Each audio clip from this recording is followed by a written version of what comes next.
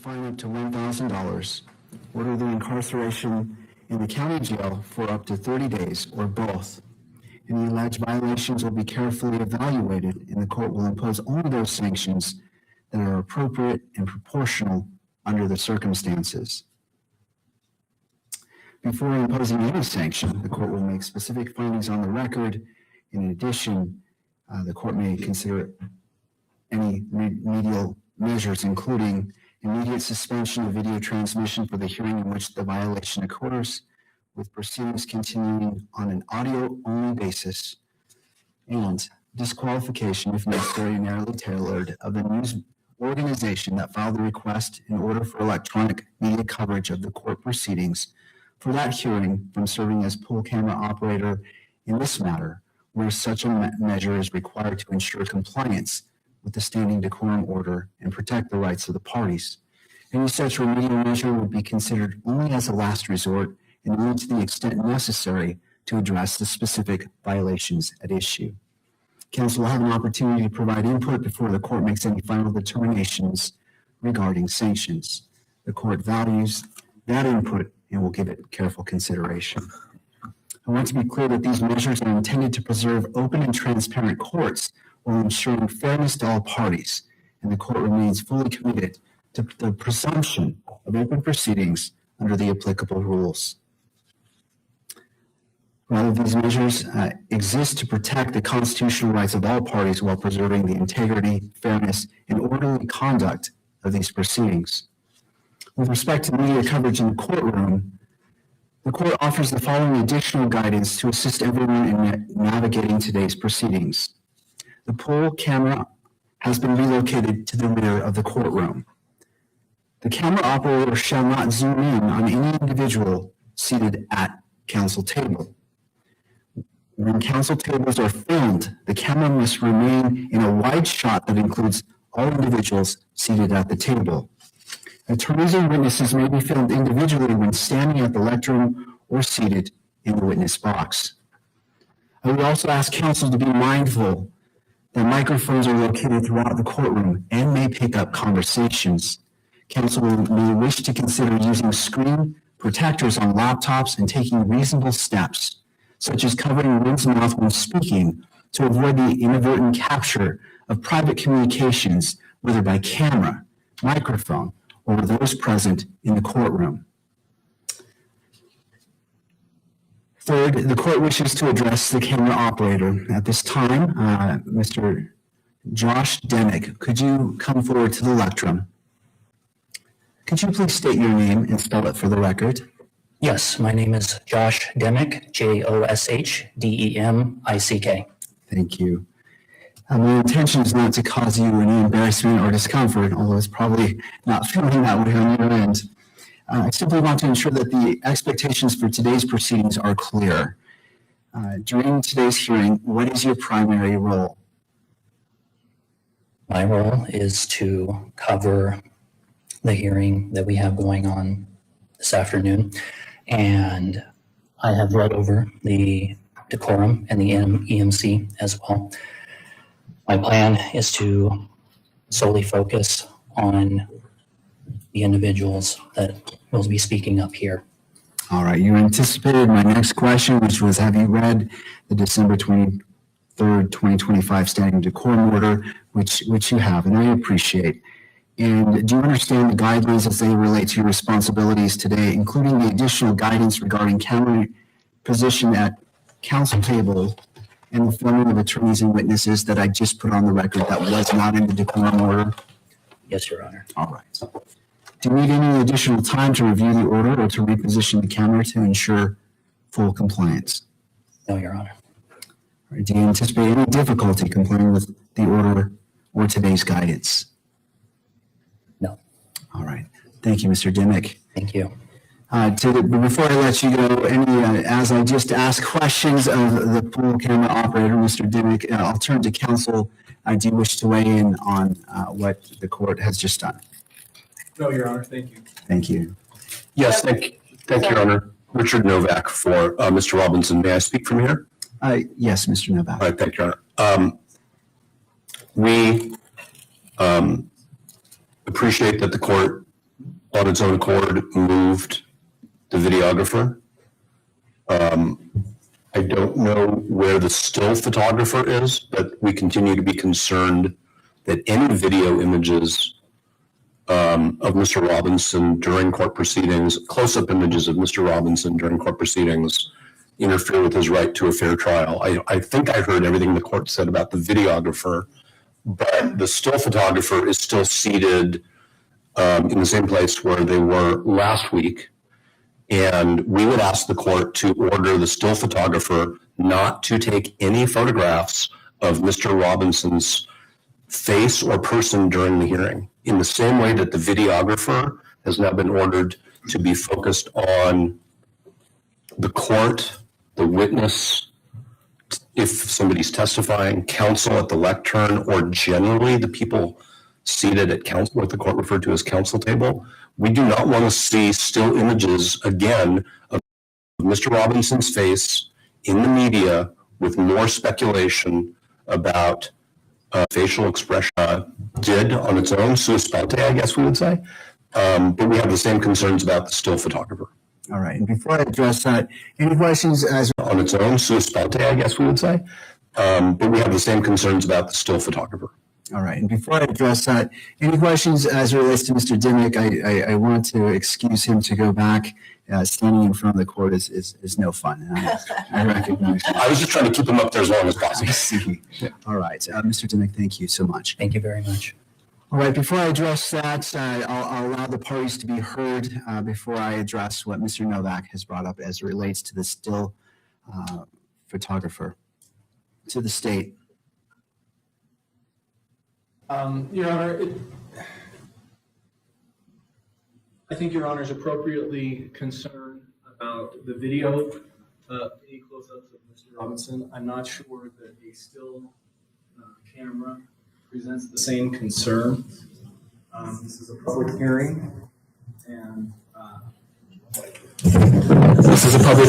I think that that it's appropriate that still photography be taken. I don't know that it raises the same concerns that Your Honor's raised with the video. Thank you. Any other party wish to be heard?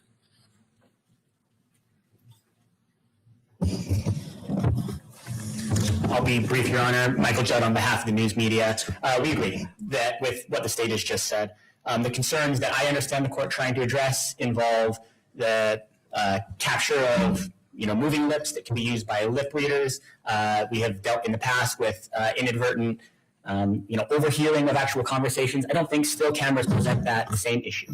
The idea that a participant in a public hearing, including the defendant, cannot have their image captured by a still camera because a facial expression is somehow too much to let the public see, we simply don't agree with. It is, of course, the court's prerogative to set the guidelines that it believes are appropriate to balance these interests, but it will come of no surprise to the court that the news media believes that particular measure of saying even a photograph of a defendant in a public courtroom is too much to allow without threatening fair trial rights in a way that goes beyond that balance. We think that's too far.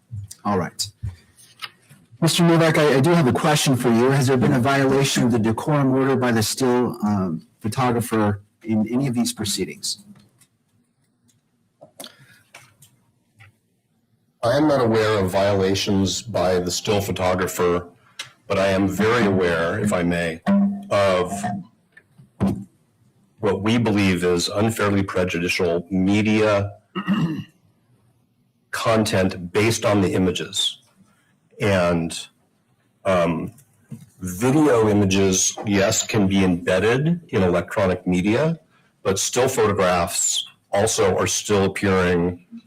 Still photographs from the courtroom are still appearing in print media and in less, what we've referred to as less formal media channels. So we are still very concerned, and I don't understand why there would be any even marginal negative access to the public to this hearing by the still photographer being in the back of the courtroom and taking photographs of the court, meaning your honor, of witnesses on the witness stand, if that's what the court's going to permit, of counsel. I don't have a problem with that.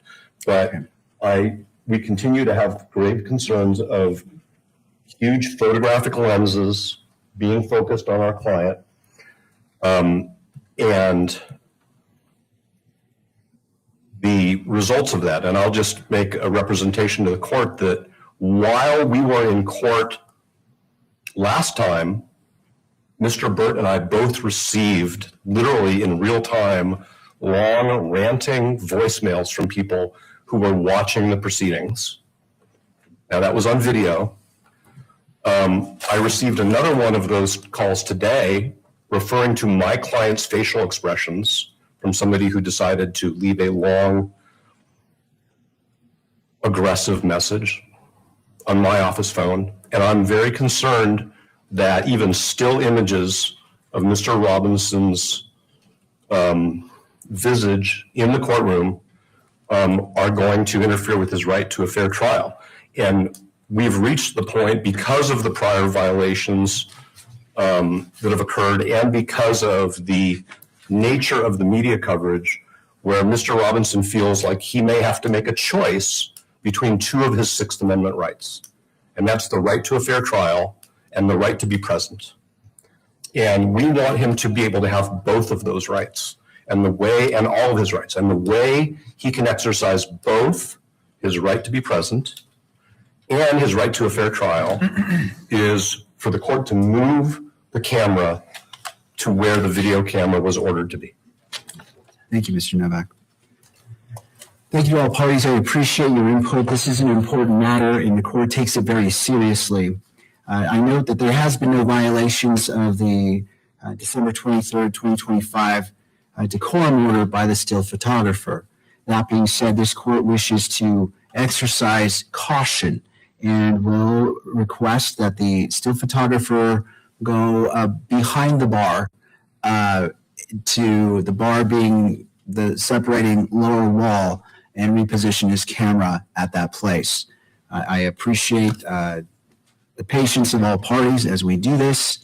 And again, this court is balancing open and transparent courts with the constitutional rights of all parties involved. All right, while that's occurring, I'll turn to the state. The court would appreciate a brief update on the status of discovery.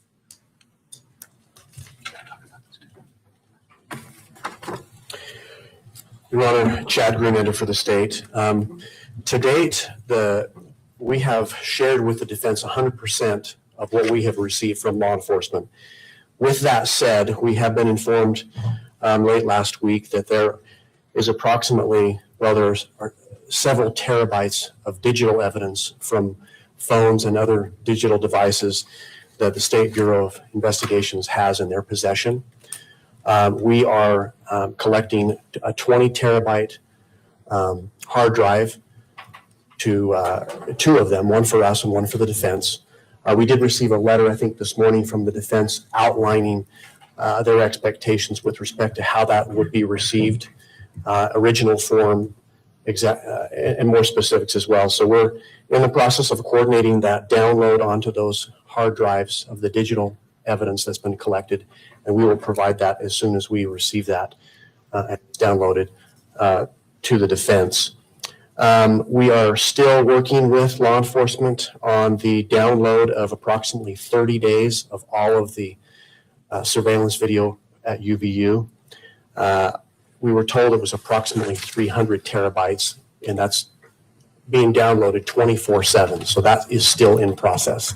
So we're actively working on that and looking forward to collecting that and passing that along to the defense. It will need to be shared in some sort of similar fashion, I'm sure, with respect to hard drives. Thank you, Mr. Grunander. Does defense want to be heard?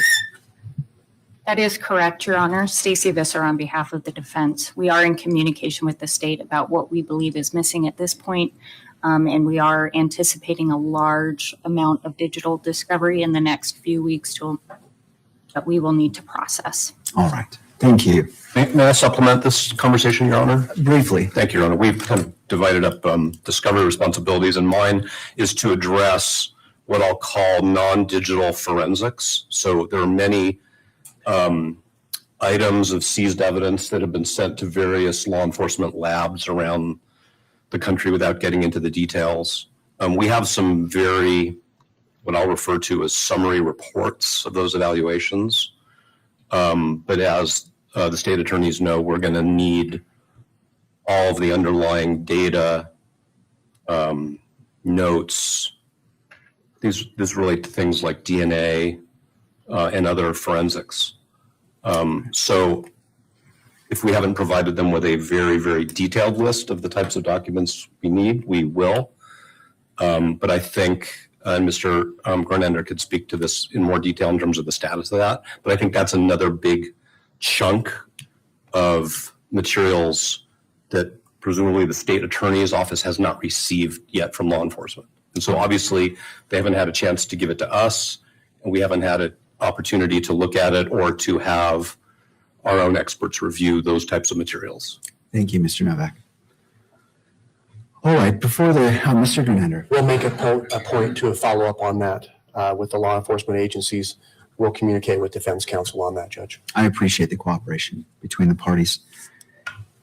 Before the court proceeds further, it's appropriate to address the record. The court notes the recent filing by victim representative Erica Kirk involving the statutory right to a speedy disposition of the charges under Utah Code Section 77-38-7 sub 2. This court raises this issue solely to ensure that the record accurately reflects the statutory obligations governing the matters presently before it, and not to suggest any view regarding the merits or outcome of these proceedings. Under this statute, a crime victim has a right to a speedy disposition of charges free from unwarranted delay. When considering a defendant's request to continue a previously scheduled trial or other significant criminal proceeding, the court must inquire into the circumstances asserted as the basis for delay and must consider the victim's interests in timely resolution together with the defendant's constitutional and statutory rights. The court emphasizes that the defendant's rights to due process, to present evidence, and to receive full and impartial consideration of all arguments remain paramount and undiminished. The court's responsibility to balance these interests faithfully and without preference to any party. As previously stated on the record at the September 29th hearing, justice demanded that both of these principles, the rights of the accused and the rights of the victims, be honored without compromise. With that framework established, the court will hear briefly from counsel concerning how you propose proceeding today.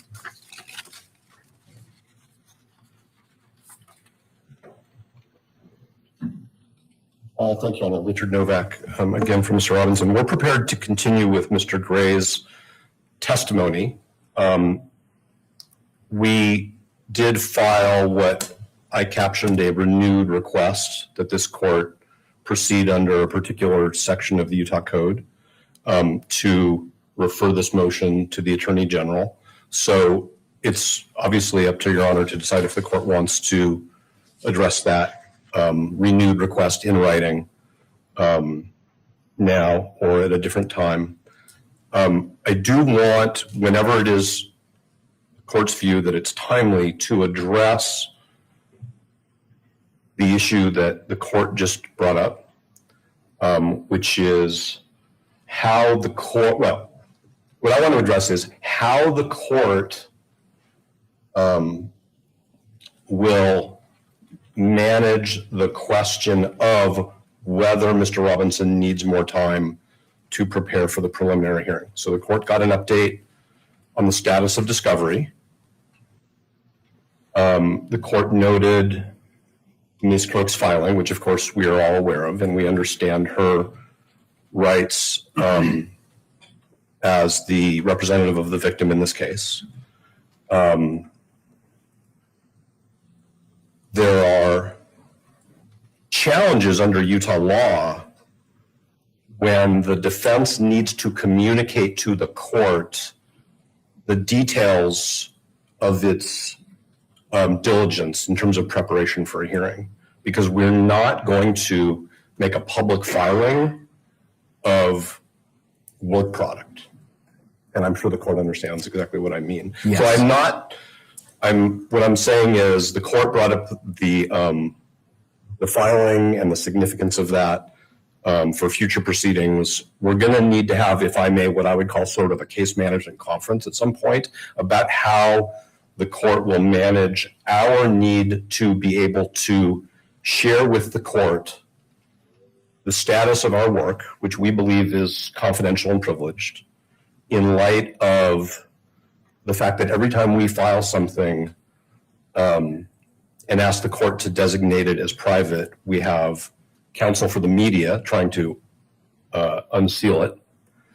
And we also don't intend to disclose to the state the status of our diligence.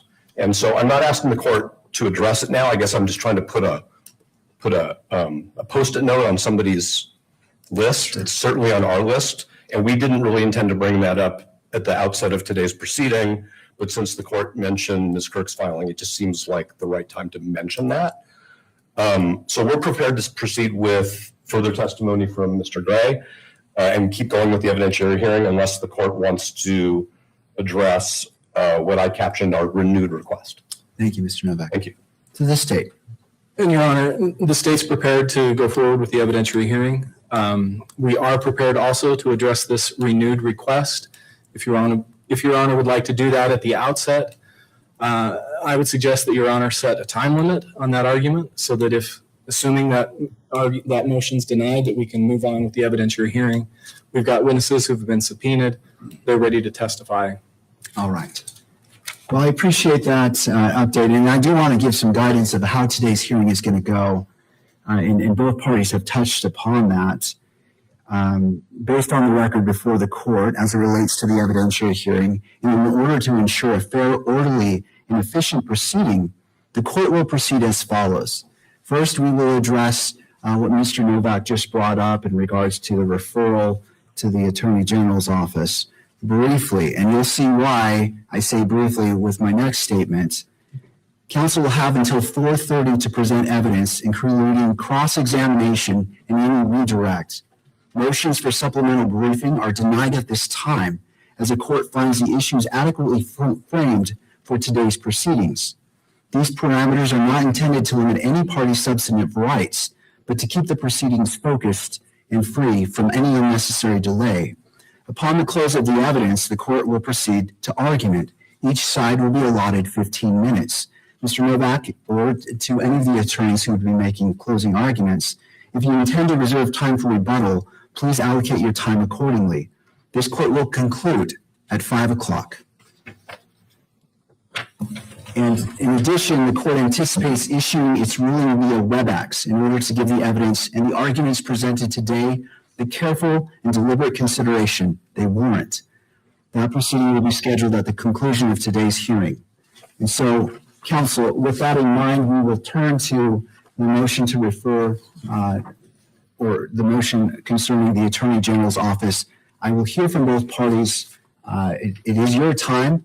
I am not putting constraints on who you call, what questions you ask, in part, but keep in mind these time constraints as we address this issue. Mr. Novak. Thank you, Your Honor. We filed what we captioned the renewed request because obviously at the last hearing, we brought the request verbally. And obviously the court's read our renewed request and our points and authorities.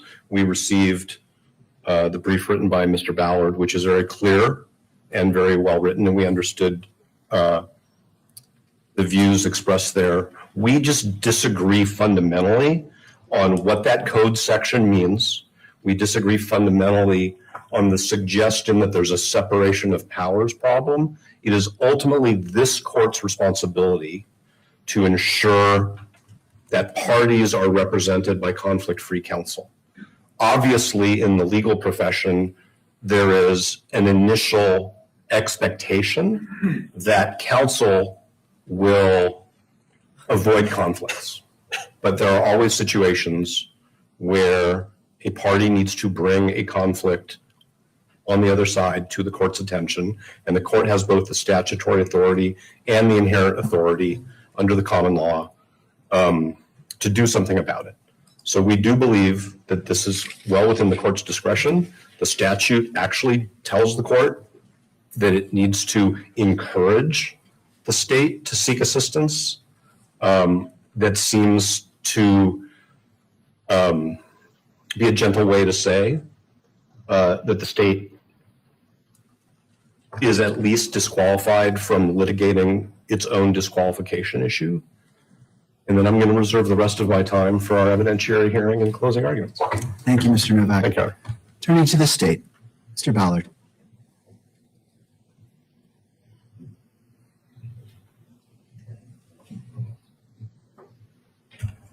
Your Honor, it feels like Groundhog Day.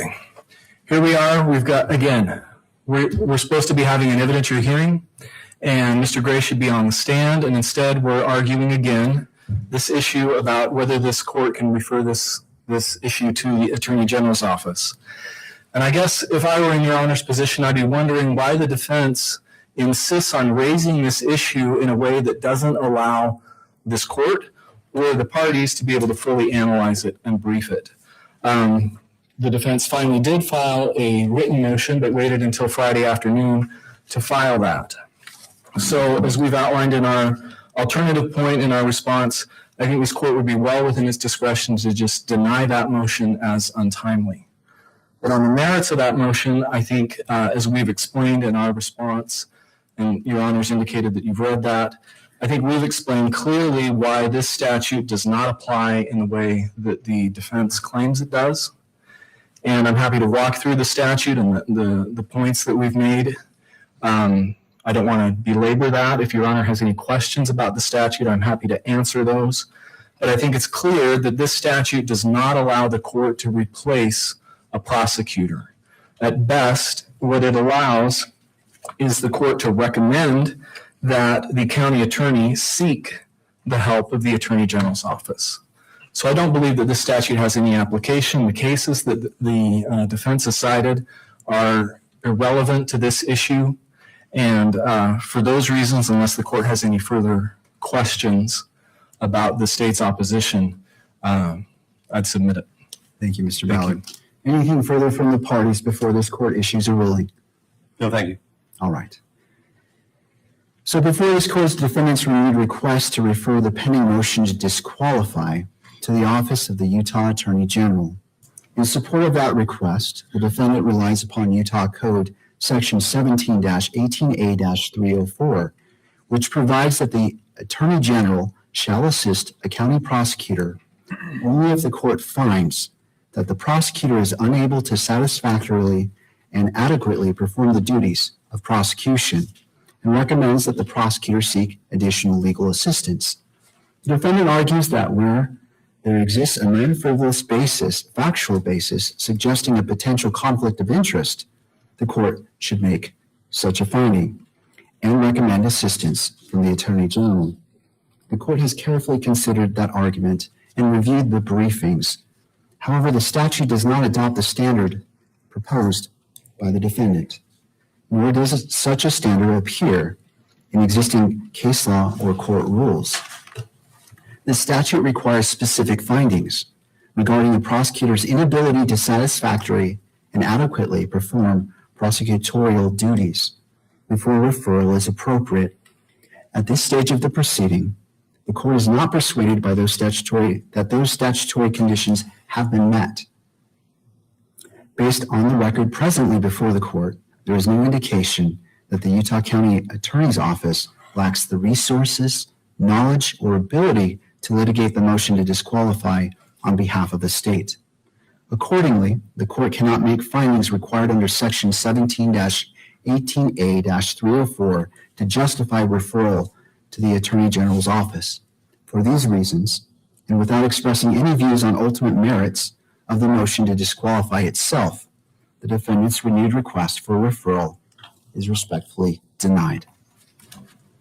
All right, counsel, let's go ahead and proceed. Mr. Ballard.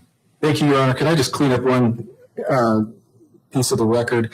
Your Honor referred to the statute as 17-18A, but I think it's actually been renumbered. It's 17-68, 17-68-304. is the current citation. Agreed. Thank you. I appreciate that correction, and that is correct. I appreciate that, and to clarify the record, thank you to both parties. And so my ruling reflects that 17-68A-304. All right, counsel, are we ready to proceed with continuation of the direct examination of Mr. Gray? Yes, except to quickly implement the exclusionary order that the court entered at the last hearing with respect to prospective witnesses. All right, the court will take a very brief 3-minute break in order to accomplish all parties speaking with whoever needs to be spoken to and for them to be excluded, and then we will proceed. It is now 1:38. We'll come back at 1:41. Court is in brief recess. Testifying in this matter on January 16th, correct? Yes. All right. And when you were testifying, one of the things you said was that your office did not get involved in law enforcement decisions about which potential witnesses to interview and not interview. Do you recall testifying about that? I said that our role as prosecutors in Utah, I realize the U.S. Attorney's Office, they actually direct investigations. We don't direct those investigations. Okay. And so I was asking about that in the context of whether or not the adult child of one of your prosecutors had been interviewed or not interviewed at the direction of your office, right? Yes, I think I understand what you're saying. Okay. So subsequent to the hearing on January 16th, that adult child was interviewed by SBI, correct? Not to my knowledge. Okay. As you sit here today, you have no knowledge whether that adult child sat for an interview on January 21st with the State Bureau of Investigation at a highway patrol facility in Orem? I'm not aware of that. And so then you haven't seen the reports generated from that interview? No, You haven't listened to the audio recording of that interview? no, Nobody told you that that interview was going to happen? no. Not that I can remember. That's completely, Okay, well, I'll represent to you that it was 5 days after the hearing on January 21st. Does that refresh your recollection at all? oh, are you talking about after the hearing? I'm aware of that, yes. Okay, and Yes. how did that come to be? Because you testified that your office has no involvement in the investigation. Well, it was a point that you had pointed out, and so out of an abundance of caution, I believe it was Mr. McBride that decided to go ahead and do that. Okay, and have the adult child be interviewed. Yes, So it's your understanding that Mr. McBride advised SBI to do that interview? that's my understanding. Understood. Okay. You also testified on January 16th that you weren't really sure whether your office had a written policy for how to deal with either actual conflicts of interest or the appearance of conflicts of interest. Yeah, I assume that they did, but I couldn't point to one at that time. Okay. And then after the hearing, did you locate a written policy? I did. Okay. And at the time that you were discussing with the prosecutor whose adult child we're talking about, the fact that that child had been at UVU on September 10th and had witnessed many of the events surrounding Mr. Kirk's death, did you actually consult that written policy back in October? No, but I followed it. Had you previously read it? I'm sure I had at some point. I mean, it's a pretty standard policy. If there's a conflict within the office, then, or a potential conflict, then the attorney will notify us, we'll review it and decide whether any action is needed, if at all. Okay, but when And that's sorry. what we did. When I asked you on January 16th, is there a written policy? Your answer was, I'm not sure. Right.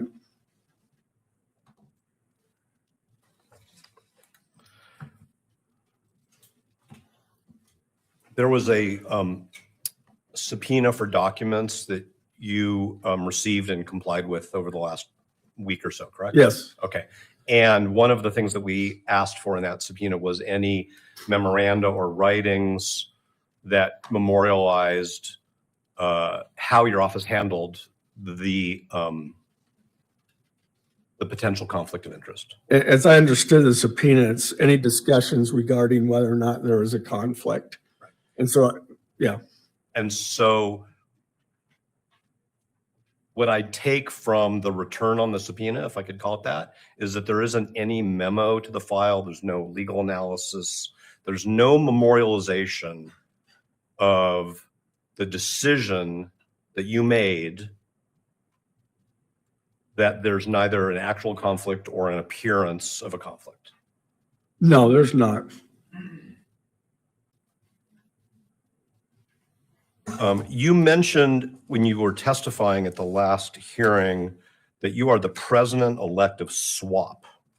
Could you just remind the court what SWAP is? SWAP is a statewide association of public prosecutors or public attorneys and prosecutors. It's basically a lobbying group with respect to legislative matters that affect prosecution. And how long have you been a member of SWAP? For about as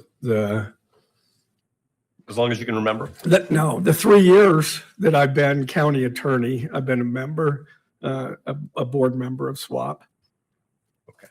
And are you familiar with a document that they produced called Utah Prosecutors Best Practices? I know that they have that document, yes. Did you consult that document with respect to what your office should do in connection with the potential conflict of interest or the appearance of a conflict of interest that we're discussing? I don't believe I consulted it. I relied on my 25 years of knowledge of conflicts and so forth.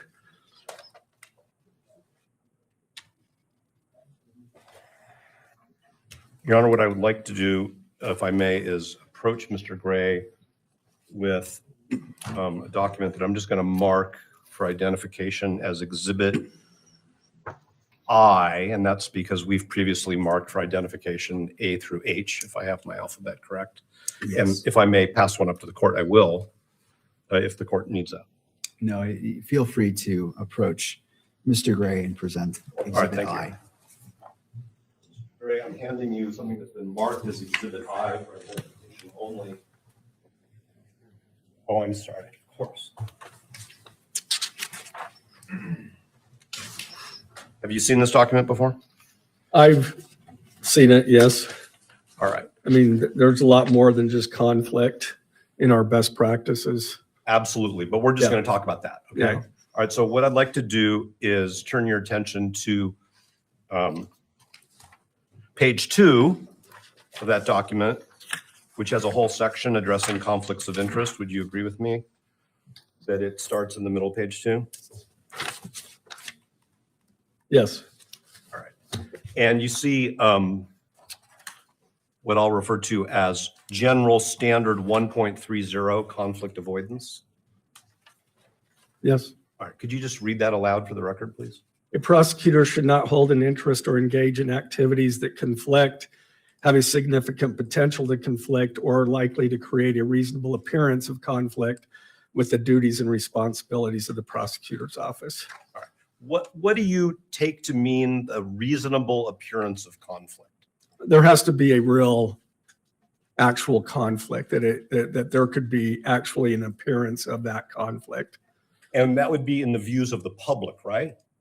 That would be based on Supreme Court case law and case law generally. But it's an appearance. What I'm asking you is, would you agree with me that there's an appearance to the public? Objection. This cause for a legal conclusion, Your Honor. Mr. Novak. Well, the witness testified that he's been aware of conflict principles for 25 years. So I think he should respond to that question. I think this is a good argument to have with the court after the evidence has been presented, whether or not there's an appearance of a conflict, what that means. But I don't think the witness's opinion about it is is evidence. Thank you. I'm going to sustain the objection. Mr. Malbeck. Understood. Mr. Gray, why don't you turn to page 3, and that would be standard toward the bottom. 1-3.3C. Do you see that? Yes. Okay, could you read 1-3.3C aloud for the record? If a prosecutor believes that public perception of the integrity of the prosecutor's office and public confidence in the handling of the case would negatively be impacted by a potential or alleged conflict of interest, the prosecutor should consider recusal.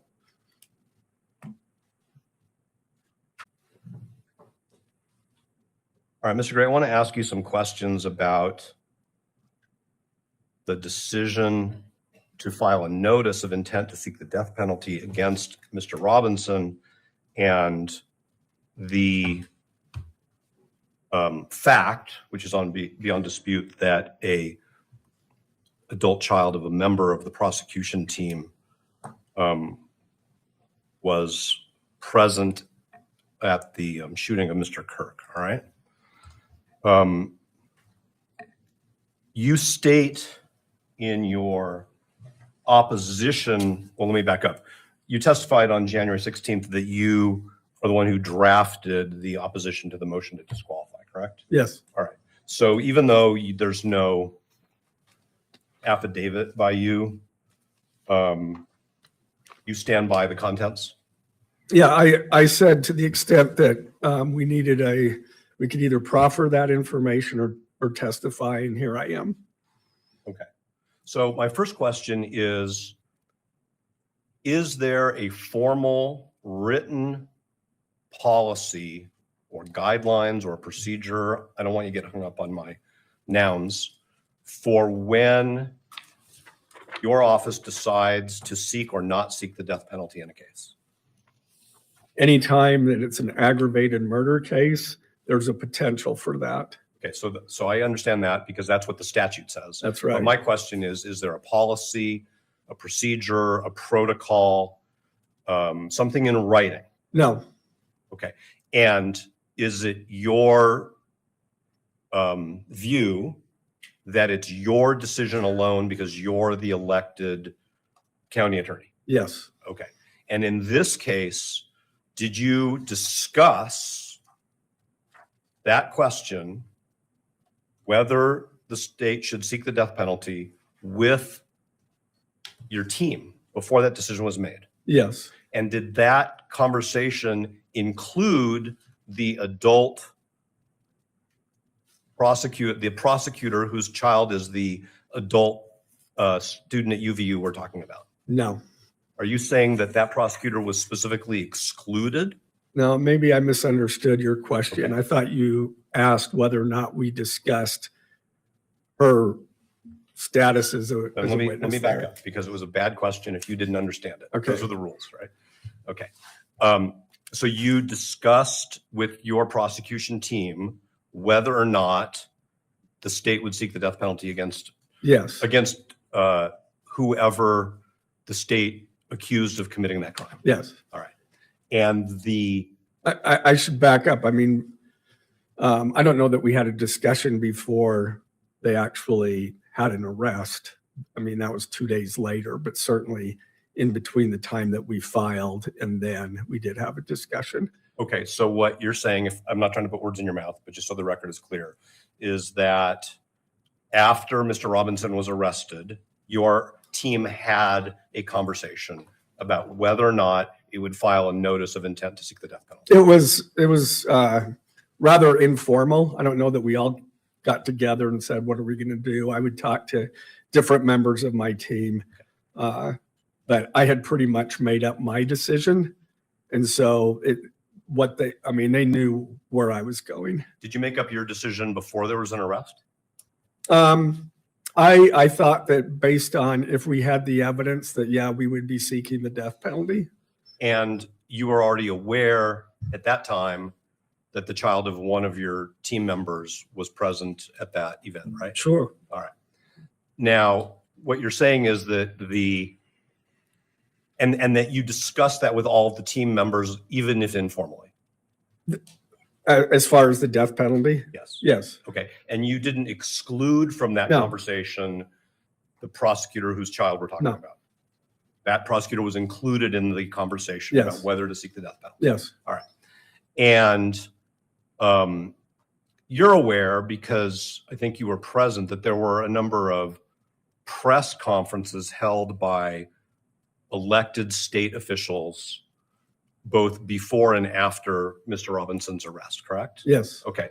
The governor, who's a former licensed attorney in Utah, held a press conference on September 10th. Were you present there? Probably. I was president at two different press conferences. So there was one on the 10th and one on the 11th. I know he made other statements as well, so I'm not quite certain. I know that I was at two different press conferences. So when Governor Cox announced at a press conference that the state was going to seek the death penalty, had you already told Governor Cox that that was your decision? I believe his statements, the only thing that I can remember of his statements is he said, by the way, or something to that effect, Utah has the death penalty. And so that's the one statement that I'm aware of. I mean, it wasn't exactly a demand for the death penalty, but so, I mean, the death penalty, ultimately, I made my final decision by the time we filed charges, if that's. Okay, but the question I asked you was, had you discussed with the governor your intentions? At some point, I did. I told the governor that I intended to seek the death penalty. And was that before Mr. Robinson was arrested? I don't recall if it was before or after. Okay, I'm going to represent to you, and we can file an exhibit on this in a bit, that on September 11th, the governor said at that second press conference, we are working with our attorneys, getting affidavits so we can pursue the death penalty in this case, and that will happen. And you were standing next to him when he said that, right? I probably was. Okay. Had you already told him that you've discussed this with your team and this is our decision? I may have. I remember telling him that I would be seeking the death penalty.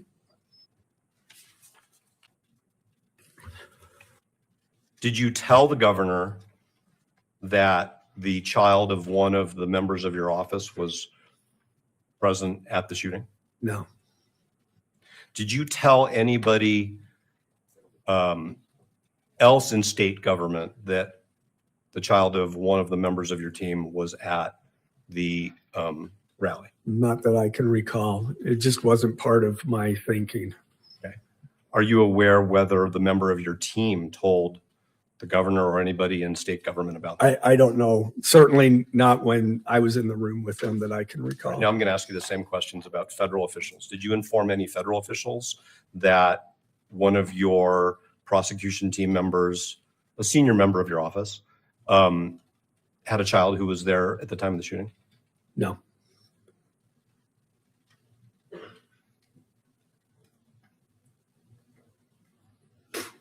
Did you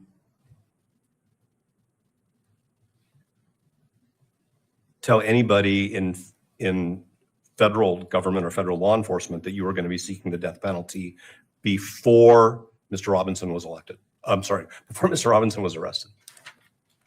I mean, when I talked to the governor, Kash Patel and Dan Bongino were there as well, so they heard my statement that that's what I intended to do. Okay.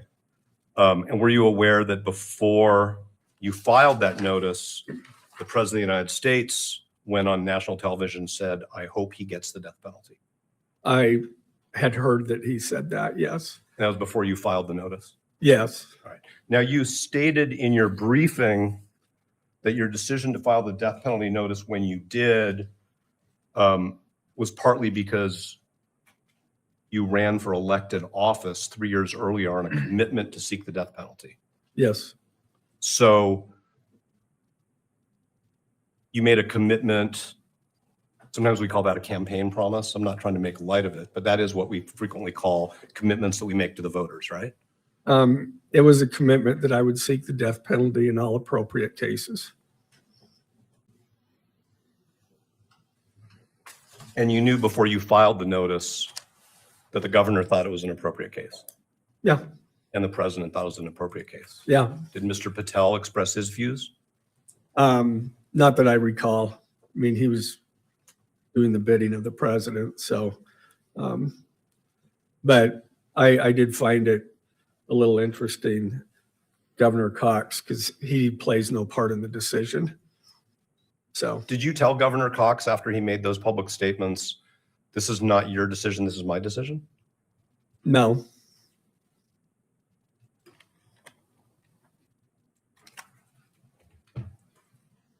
Was it important to you that the people you selected to be on the team for this prosecution remain on the team? I mean, you handpicked this team, right? I did handpick this team. Right. And the person whose child we're talking about is a longstanding, experienced senior member of your office, Yes. right? Yes. It was important for you that they be part of this case. I want the best people on my team, and I believe I chose the best people. May I have a moment? Of course.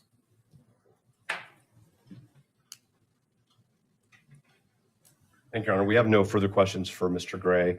And if I may, what he told me is that he, after the examination, I assume that there's some cross-examination, he'll be available to be on call, so we don't need the court to address that with him, but he's going to leave the building, Okay. which is fine with us. Yeah, but I'll be available to come back if needed. Thank you, Mr. Gary. Thank you, Mr. Novak. Thank you. And I'd just like the record to reflect that it's 5 minutes after 2 when I've concluded my direct. I appreciate that. Did you? Not yet. Not yet. To the state, Mr. McBride. I'm going to refer to the prosecutor in your office whose child was present at the shooting as Prosecutor A. Do you know who I'm talking about? Yes, Have you ever met Prosecutor A's child that was present at that shooting? not that I could remember. I could have in passing, but not that I can remember. Did the presence of Prosecutor A's child have any effect on the decisions you've made in this case? Zero. Did that child's presence have any effect on your decision to seek the death penalty? Zero. Why did you choose to seek the death penalty in this case? Because the evidence that had been gathered supports the aggravated murder charge, and I believe that the death penalty is entirely appropriate in this particular case.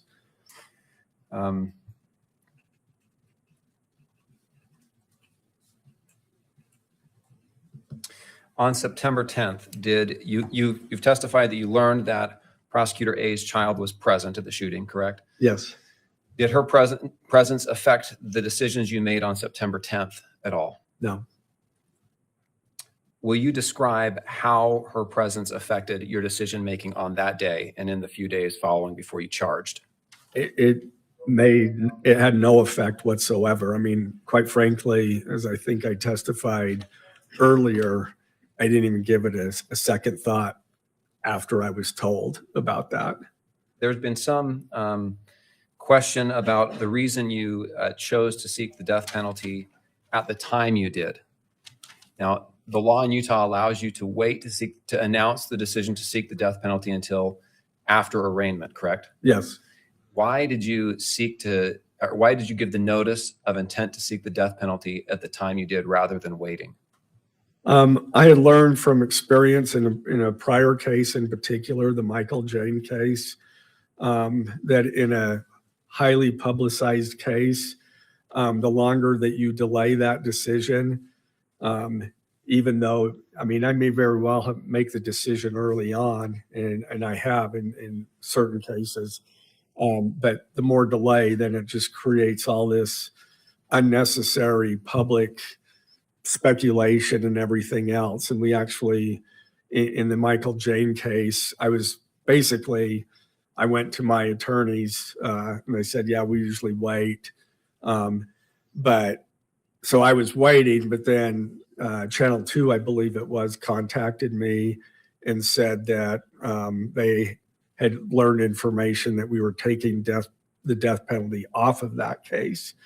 And so I had to hurry and call them before that, say that's not true. And within a month, I filed the death penalty. But it's just, it creates unnecessary angst with families of victims. I knew that this particular case was, I mean, talk about publicity. It's even more so in this case than it was in Michael Jane case. And I wanted to shut that out so that we didn't have to deal with that. And so that Erica Kirk didn't have to deal with that uncertainty. Okay, as you made the decision in this, so that's the reason you made the decision at the time you did. Is Yes. that right? Yeah. To avoid that uncertainty, speculation, and so forth. Yes. Was that decision made because Prosecutors A's child was present at the event? No.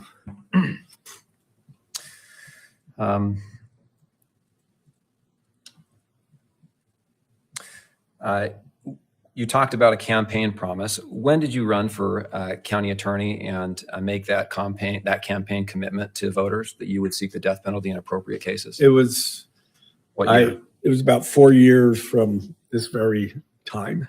Okay. So At that time, did you know Prosecutor A? I knew of him, but I mean, because I had handled, Had you met him personally and interacted with him personally? Or No. You just knew who he was? Yeah. Okay. I mean, at some point after I won the election, I met with him and others to determine who. Understood. But at that time, when you were making that campaign commitment, was it because you knew Prosecutor A? No. Okay. Was it because Prosecutor A had an adult child? No. Okay.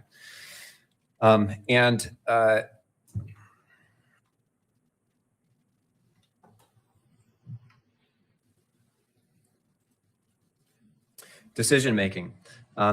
As far as the decision making in this case goes, who makes the ultimate decisions on major decisions in this case? I do.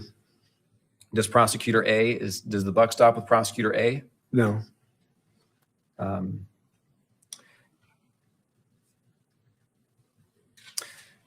There's been some evidence that deputy county attorneys in your office went to the command center at Utah Valley University on September 10th and the days after that. Yes.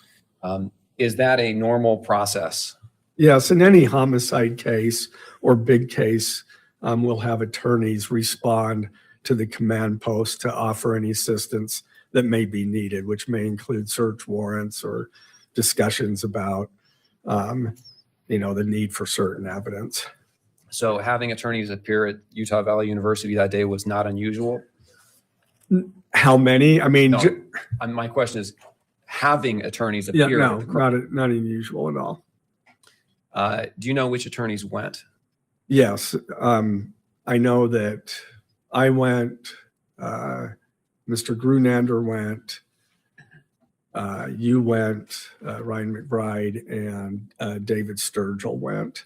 And I don't believe any others. Somebody else may have gone there for a short period of time, but I don't recall seeing them there. Did those attorneys go there because Prosecutor A's child was present? Not to my knowledge, no.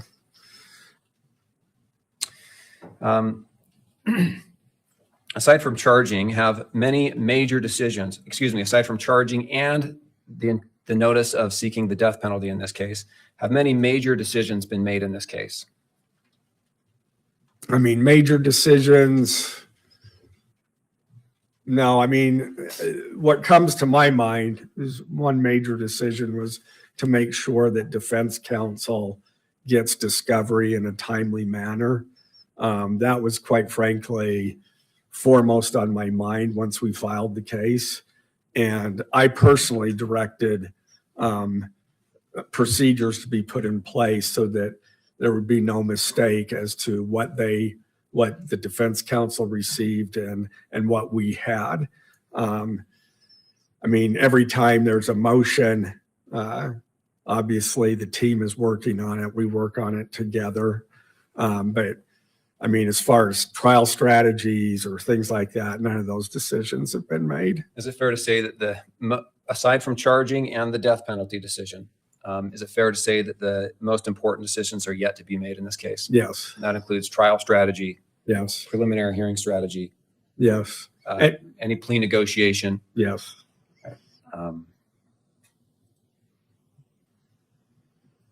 In all the decisions that have been made up to date, has Prosecutor A's child come up in those decisions? No. Not I that should say, can aside from this motion. aside from this motion, yeah. And so aside from this, I'm going to ask that question again to make sure the record is clear. Aside from this motion to disqualify the Utah County Attorney's Office, has Prosecutor A's child come up in any of the decisions made in this case? No.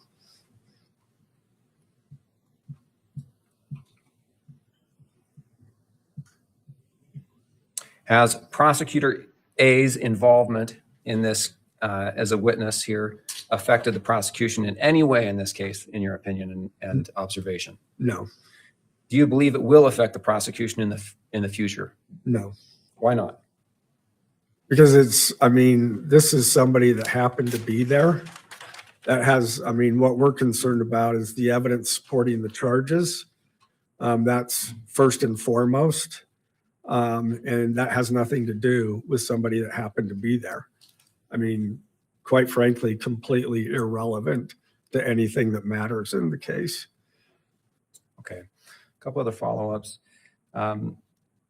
Earlier, you testified that Prosecutor A received a you were with Prosecutor A when Prosecutor A received a message from his child that Charlie Kirk had been shot. Yes. Is that right? And then you testified that Prosecutor A left to go to the scene. Do you know why Prosecutor A left? Was it to go to the scene and help law enforcement or to be with his child? To assist in any way we can with law enforcement.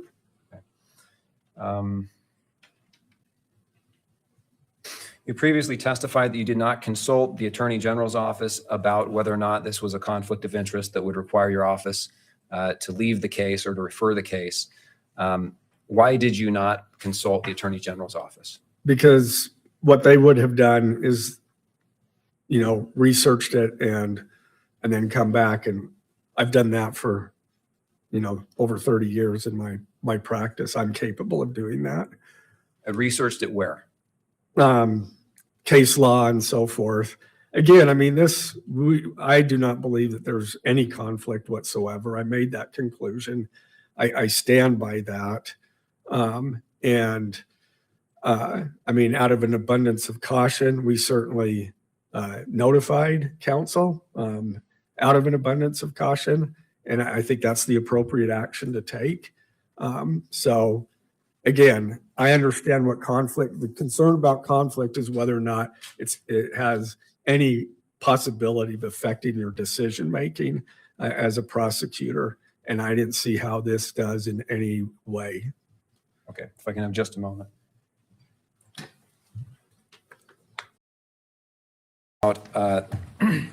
You said you had some neighbors that had children that attended the event where Mr. Kirk was shot. I was told that they were there. Yeah. When did you learn that those people were there? I don't know, a couple weeks after, I believe, after the event. After the charging decision was made? Yes. How closely do you know the children that were there? Not well at all. Okay. Maybe a hello or something out on occasion, but as far as I know, I'm not even sure that they even live in our ward at all at this point. Okay. Thank you. All right. Mr. Novak. No, thank you, Your Honor. I don't have any redirect at this time. All right. As previously discussed, may Mr. Gray be excused. For now, yes. Thank you. Thank you, Mr. Gray. Mr. Novak, your next witness? Or I'm sorry, Ms. Nestor. your next Your Honor, witness. at this time, we were going to call the adult child, but I believe that individual's attorney, they're ready? Okay, then they are ready. So we would like to proceed with calling the adult child at this point. I think it would be appropriate to hear whether or not we close the hearing or at least come up with some ground rules about preventing any photography or mentioning of her name, however the court desires to handle it. Thank you. I'll hear briefly from the parties. I did read the proffer of facts regarding the closure of portions of the evidentiary hearing on the motion to disqualify the Utah County Attorney's Office, and I'll hear any additional argument or statements prior to making a ruling. Your Honor, Ryan McBride for the state. We do move to close the hearing for the testimony of the adult child. I think the rationale that I explained previously still stands. The rules of judicial administration allow closure for privacy and safety reasons. I believe with the proffer of facts that the defense has accepted here, we have shown that there are privacy and safety reasons that favor closing the hearing. Defense counsel has stipulated to closure of this portion of the hearing. The media in the past has stipulated to closure of the hearing. I think the record is adequate. I think the safety concerns support closure. And absent any questions from the court, I would make that motion now. Thank you. Anything further from the parties? No objection, Your Honor. All right. So the prosecution cited to the media. Did you want to weigh in? The media does not object to the closure of this portion. Thank you. The court has reviewed the parties' prior arguments and materials submitted in advance of today's hearing, including the filing entitled Proffer of Facts regarding closure of portions of the evidentiary hearing on the motion to disqualify the Utah County Attorney's Office. The defense has requested that the testimony of certain witnesses, specifically Prosecutor A, an adult child witness, be received in a closed session pursuant to Utah Rule of Judicial Administration 4-202, citing concerns related to personal privacy and safety. The court acknowledges that Rule 4-202 permits limited closure of court proceedings in appropriate circumstances. At the same time, this court is required to consider countervailing interests identified in Rule 4-202, including the public's right to observe the conduct of public business, to understand the operation of government, and maintain confidence in the judicial process. This court must also be mindful of the constitutional rights of Mr. Robinson, as well as the constitutional and statutory rights of Ms. Erica Kirk in her role as victim representative. The purpose of today's evidentiary hearing is limited and specific. The court is asked to consider the defendant's claim that a member of the prosecution team, referred to as deputy county attorney in one of the motions, has a personal conflict of interest, that any such conflict extends to the Utah County Attorney's Office, and that disqualification is therefore required. The court's role at this stage is to receive relevant evidence and to rule based on the record and applicable law without reaching the merits of those claims in advance. The parties have filed public motions outlining the anticipated evidence and testimony related to the motion to disqualify, including the state's opposition, the defense reply, and request to take evidence in the defense original motion. Those filings describe the general subject matter expected to be addressed at today's hearing. If the adult child witness is called to testify, which is the request at this point, the court will consider that testimony as part of the evidentiary record. After careful consideration of the record, the arguments of counsel, and the interests identified in Utah Rule of Judicial Administration 4-202, the court finds that closure of the adult child witness's testimony is not necessary and would not be narrowly tailored under the circumstances presented. The court further finds that the interests of openness and transparency outweigh the asserted grounds for closure as to that testimony, and that the rights of the parties and witnesses can be adequately protected through least restrictive means available to the court. For those reasons, the request of both the state and defense to conduct the adult child witness's testimony in closed session is partially denied. The court acknowledges that Utah Rule of Judicial Administration 4-202 permits limited closure of court proceedings in appropriate circumstances, and also acknowledges the concerns raised regarding the personal privacy and the safety of the adult child witness. This court's responsibility is to balance those concerns with the constitutional rights of the parties and the strong presumption in favor of open and transparent judicial proceedings. Therefore, the court finds that a brief and narrowly tailored procedure is appropriate to address these competing interests. Accordingly, the courtroom will be temporarily closed, and all parties and members of the media will be excluded for the limited purpose of calling the adult child witness to the stand to state identifying information. Once that limited portion of the proceeding is complete, the courtroom will be reopened and members of the public and the media will be permitted to re-enter. During the testimony of the adult child witness, no audio or video transmission will be allowed and no photographs of the witness will be taken. At the conclusion of the adult child's witness's testimony, audio and video transmission of the hearing will resume and will continue through the remainder of the proceedings. The court finds that this procedure is narrowly tailored, uses the least restrictive means available, and appropriately balances the interests of witness safety and privacy with the public's right to observe these proceedings. We will proceed accordingly. We will take a brief, we will go ahead and clear the courtroom and go into a closed session. And the only remaining parties will be the attorneys, and we will take it from that point. Court will be in brief recess for 2 minutes. All right. Or is the media wishing to weigh in on this portion? Again, the media does not object to the closure of this portion. All right, thank you. Let me address this issue. And a lot of this is repetitive, but being that this is a motion being made, I will put on the record the preamble to my ruling. The court has reviewed the parties' prior arguments and the material submitted in advance of today's hearing, including entitled Proffer of Facts Regarding Closure of Portions of Evidentiary Hearing on Motion to Disqualify Utah County Attorney's Office. Defense has requested the testimony of certain witnesses, specifically Prosecutor A, adult child witness, be received in closed session pursuant to Utah Rule of Judicial Administration 4-202, citing concerns related to personal privacy and safety. The court acknowledges that Rule 4-202 permits limited closure of court proceedings in appropriate circumstances. At the same time, the court is required to consider the countervailing interests identified in Rule 4-202, including the public's right to observe the conduct of public business, to understand the operation of government, and to maintain confidence in the judicial process. The court must also remain mindful of the constitutional rights of Mr. Robinson, as well as the statutory rights of Ms. Erica Kirk in her role as victim representative.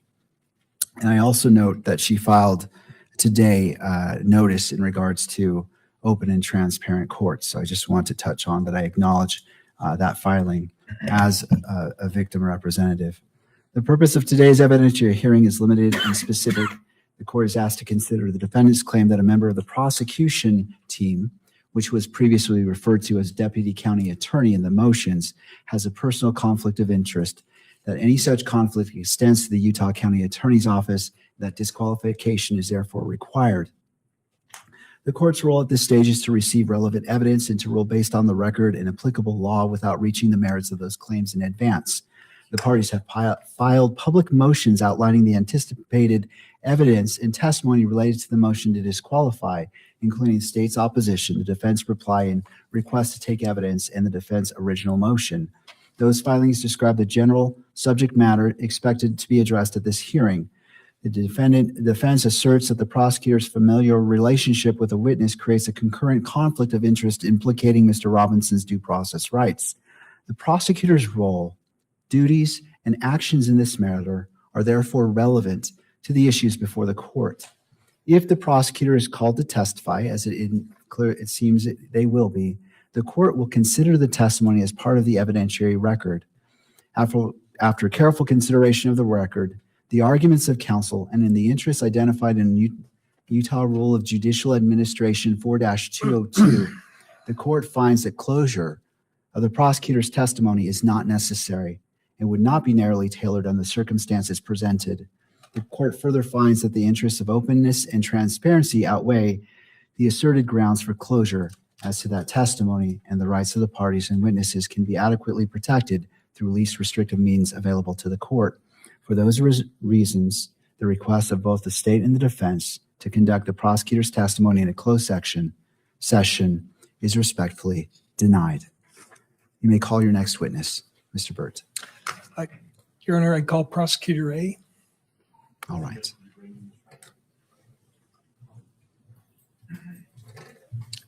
And I assume from the court's ruling, we do not need to do a closed session as to his identity. We will not be doing a closed session as to his identity. Thank you. All right. Well, I'll go ahead and swear in the witness. You solemnly swear that the testimony you're about to give now before the court will be the truth, the whole truth, and nothing but the truth, so help you God. Yes.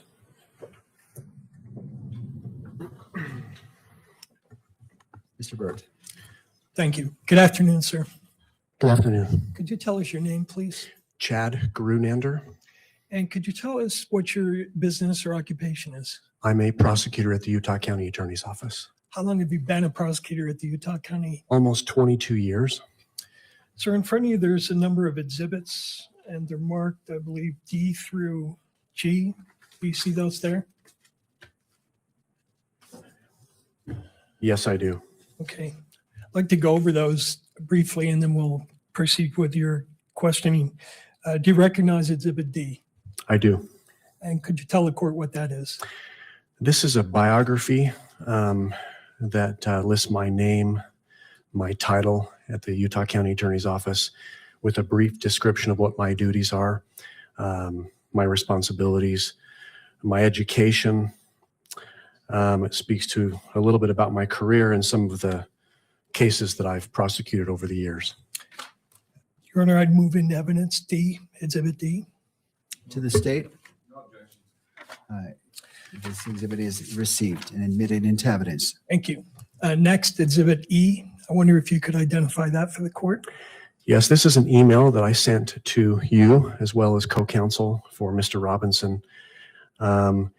It looks like I copied our prosecution team on this email as well. It was an email that was sent on the morning of October 1st, 2025, that disclosed an issue that came up with respect to this case that we felt was important enough to tell you, let the defense know. Thank This you. is my email. I'd move E into evidence, Your Honor. To the state. E is admitted into evidence and received. And how about Exhibit F? Yes, I see that. This is a photograph. It looks like it's a still shot from probably a TV screen from a Fox News alert that shows the amphitheater where Mr. Charlie Kirk was killed. Investigator to take some measurements out at the scene at some point. It was, yes. In the middle of the photograph, you can see a dark bag. It's actually a dark blue bag that belonged to my daughter. She was at the scene on that day when Mr. Kirk was shot and killed. And I don't know if this was sent to me or I found it, but that just indicated where her bag was left behind when she left the scene. I used this along with an investigator to determine the approximate distance where she was standing when Mr. Kirk was shot and killed. And what was that distance that you determined? 85 feet. When did you make that measurement? That measurement was done the day before, I believe, that I sent the email. So I believe that would have been September 30th of 2025. Okay. Move that into evidence, Your Honor. Exhibit F. The state. No objection. It is received and admitted into evidence. Thank you. And Exhibit G. Yes, I see that. And could you tell the court what that is? It looks like it's an email from Ms. Nestor, co-counsel for Mr. Robinson, that was sent to you as well as other attorneys, defense attorneys on Mr. Robinson's case. I became familiar with this document when you, Mr. Burt, sent this to me about 2 weeks ago or so. And that was the first time I recall seeing this and reading it. Some of it is redacted. Right. Does that email, the unredacted portion, relate to a conversation that Ms. Nestler had with you on October 9th of 2025? Yes, I can't say for sure it was October 9th, but we had a conversation on that day or right around that date over the phone, and Chris Ballard was also present with me. But yes, this reflects that conversation. All right, and I move that into evidence, Your Honor. As it relates to G. Before determining if I object to the witness on the accuracy of this, the contents of this. Let me ask if I could one more foundational question that could go to that. Sure, we'll go to Mr. Burt and then to Mr. McBride. And so Thank you. it's not admitted into evidence just yet. Did I send you that email for the purpose of you reviewing it and making sure it was accurate? You did. And did you have a response back to me as to whether or not it was accurate and how you would agree or disagree with the content? I did. I don't know that it's word for word accurate, but the substance essentially is accurate. This is what we talked about and what was communicated. All right. With that, I would renew the request to introduce G. To Mr. McBride.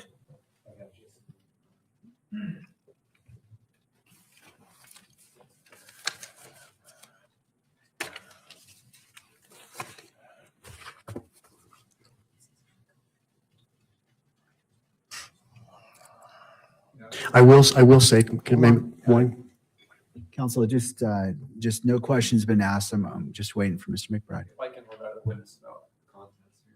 You may. Sure.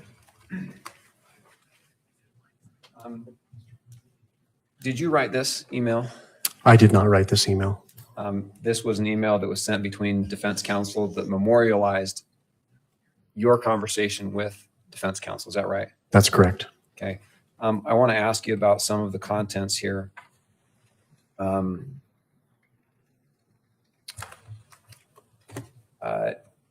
Chad is sure he talked with a few people in the office about his daughter's presence. Is that accurate? Yes, that's accurate. Does that give a time frame for when you talked to the people about your daughter's presence? This does not give a time frame. It obviously had to be before October 9th, right? Correct. He definitely shared it with the whole, I'm quoting again, he definitely shared it with the whole prosecution team prior to notifying us. Is that accurate? Did you speak with every member of the prosecution team, meaning all the attorneys in your office, about your daughter's presence? All of the attorneys assigned to this case? Yes. I believe so. I don't think I spoke to them each one individually, but they would have been present when it was talked about at some point, I'm sure. Okay, let's see.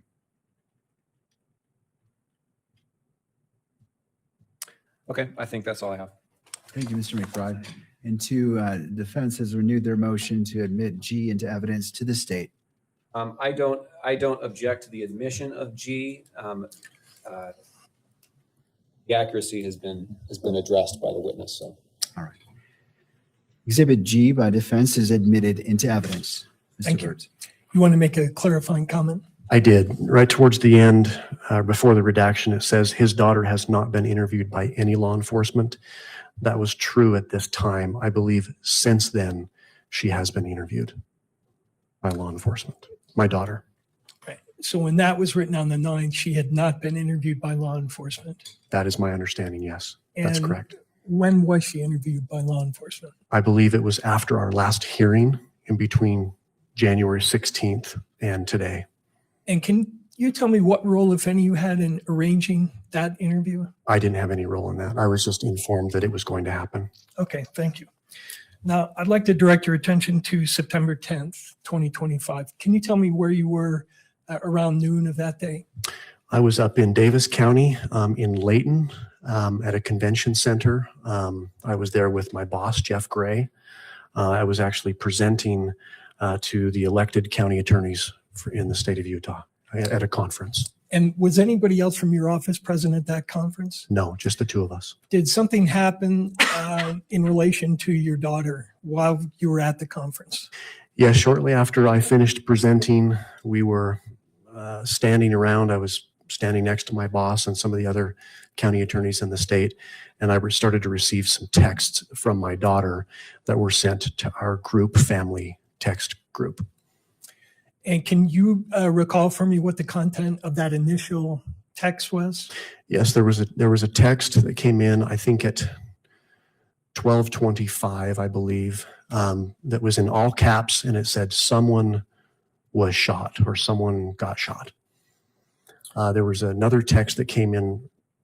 I may have seen it at the same time, but it's the same timestamp that said something to the effect, I'm okay. Everyone's running inside. Okay.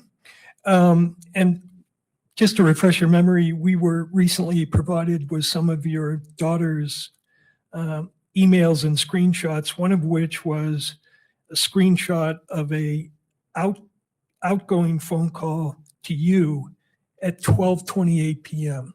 Do you recall that? I do. I believe I actually tried to call her, and I don't think she picked up, and then she called me.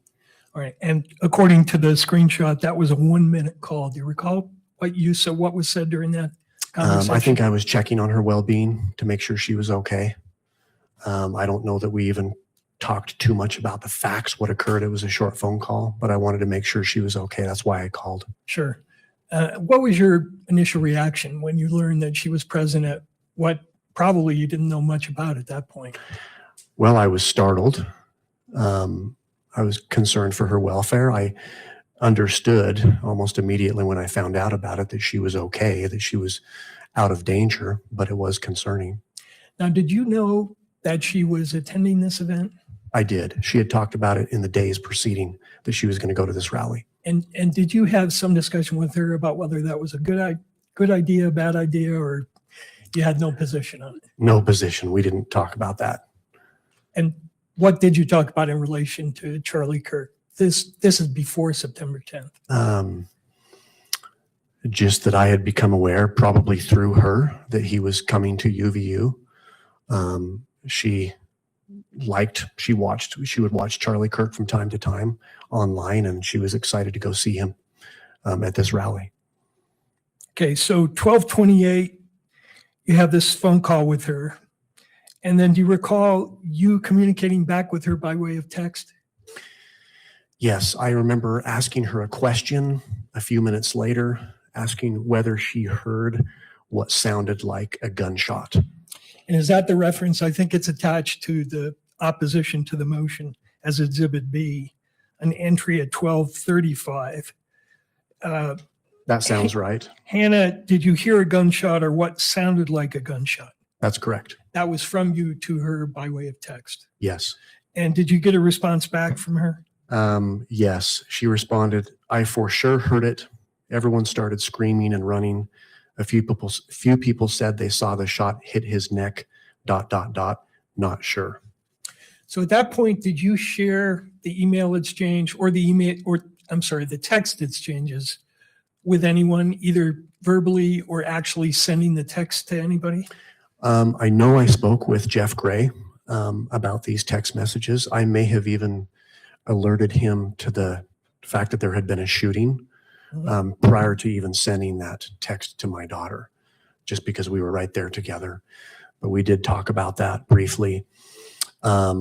Within a few minutes after receiving that last response, I know I called our office. I spoke with Chris Ballard to put him on notice that this had happened at UVU. I don't believe it had hit the media yet, news media anyway. And then shortly after that, I also called David Sturgill, another prosecutor in our office, to make him aware of it and to ask him to make himself available for questions and to assist law enforcement with any questions they might have while we, Mr. Gray and I, needed to travel down to Utah County. And were you still at the location of the conference when you were making these calls? I believe so, yes. When did you actually leave to head to UVU? Probably, I want to say I made that last phone call to Mr. Sturgill about 12:44. I think probably by 12:50 or so, I was probably on the road heading down to Utah County. Do you recall, again, this is referencing Exhibit B to the opposition at 12:40, you sending a text to your daughter, quote, I'm getting live information, but I can't share it right now.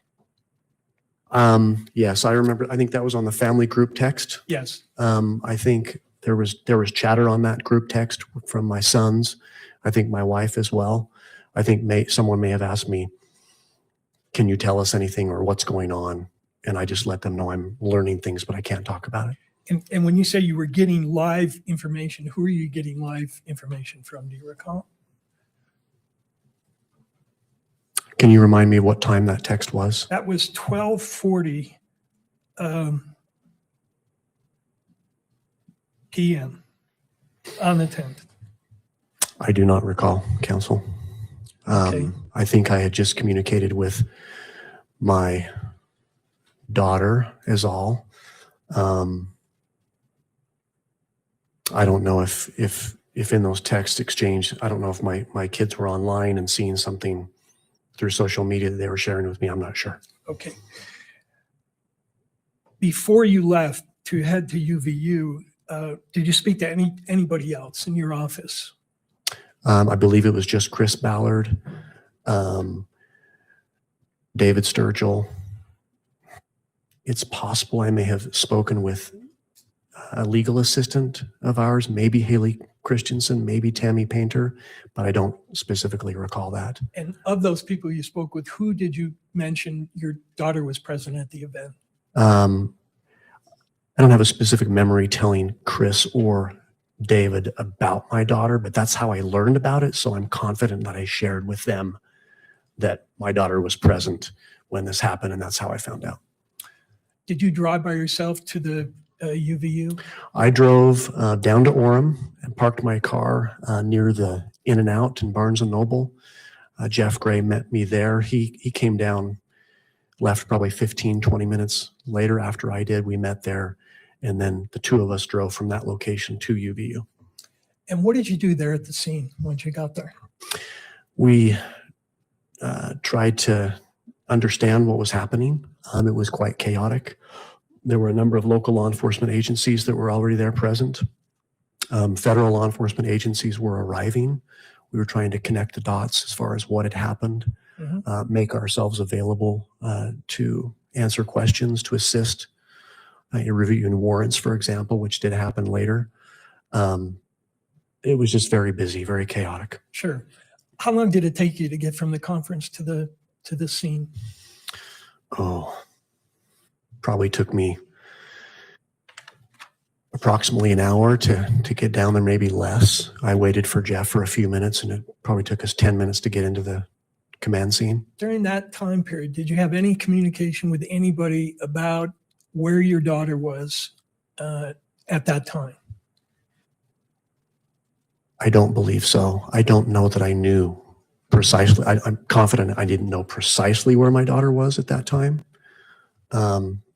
Just that she wasn't in harm's way, at least at that point. But at that point, you didn't know whether she was still at the scene or had gone. I knew she had left because when we talked, I believe she had made her way to the parking lot and was waiting for a friend to go home. So I knew she wasn't at the scene itself. When you got there, your understanding why she was gone? When I got to the campus? Yes. Yes, she was gone by then. Okay. Did you have some communication from anybody about a piece of property of your daughter's being there at the crime scene? Yes, she had informed me that she left her book bag behind in the amphitheater, which is the subject of Exhibit F, in part at least. And that was communicated later that day to law enforcement that her book bag was there. It had her laptop, books and notes and things in it. You didn't see it there when you were at the scene? I actually did at one point take a picture because I believe later in the day I spoke with my daughter. I asked for a description. I don't think I knew exactly what her bag looked like.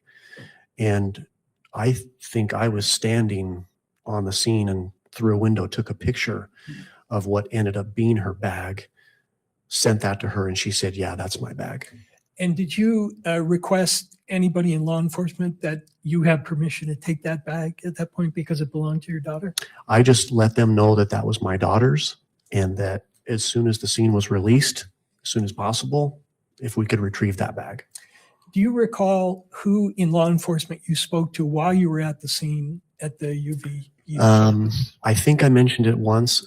She's with the State Bureau of Investigations. I should know her name, female, Polynesian. I know one of my co-counsel would remember her name. She helped process the scene.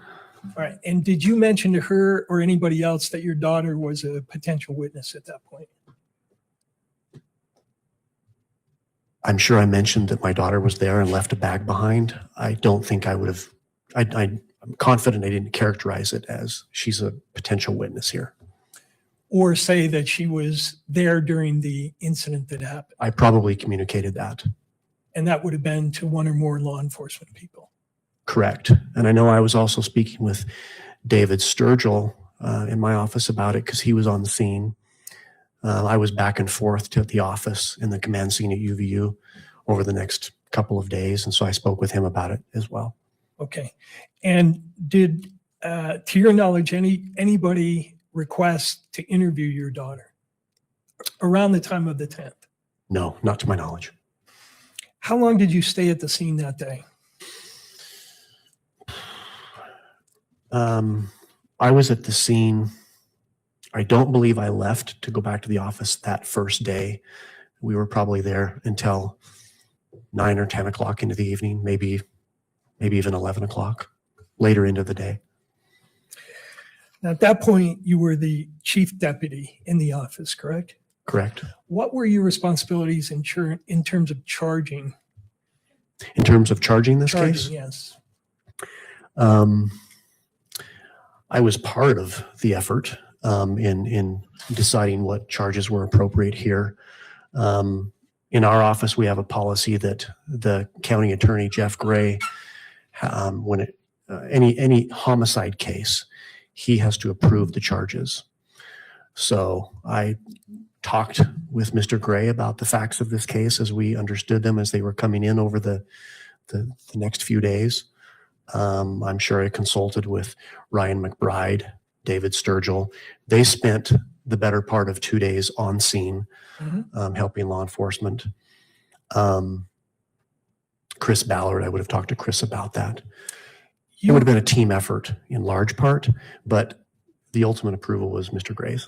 You oversee the major crimes and general crimes divisions, correct? I do. And major crimes in your office includes homicides, I assume. We don't have a homicide unit, but we have a special victims unit for sex crimes, and then we have a violent crimes unit. Most of our homicides are prosecuted by our violent crimes unit, but they're also specifically assigned given where the case gets, what court it gets assigned to, and the skill set of those attorneys and experience, etc. Okay. Now, because of your connection in the case, did you become aware that on the morning of the 12th, early morning, that Mr. Robinson was arrested? Yes. About 4 o'clock in the morning? I became aware of that, yes. Okay. And are you aware that at 7:18 a.m. on the 12th, a affidavit of probable cause was filed by a state investigator by the name of Brian Davis?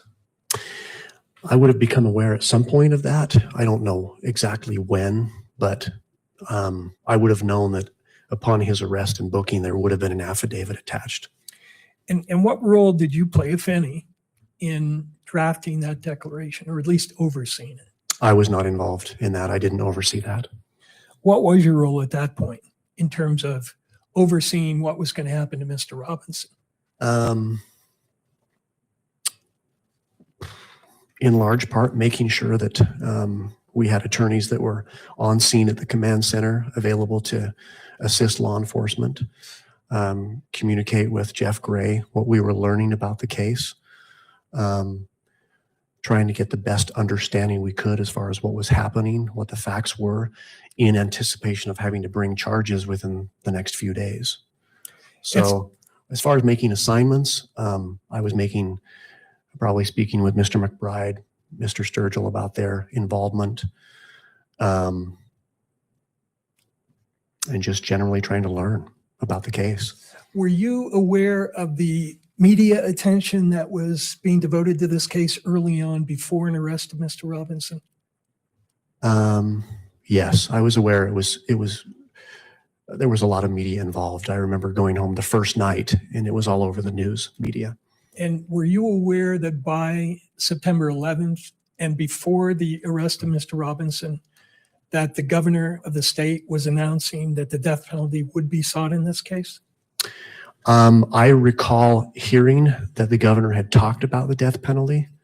I don't remember him saying it would be sought, but I remember him saying something to the effect that we still have the death penalty in the state of Utah. What is your, Something, I'm sorry. something to that effect. What is your understanding of when the decision was made to seek the death penalty in this case? The date and time, if you know.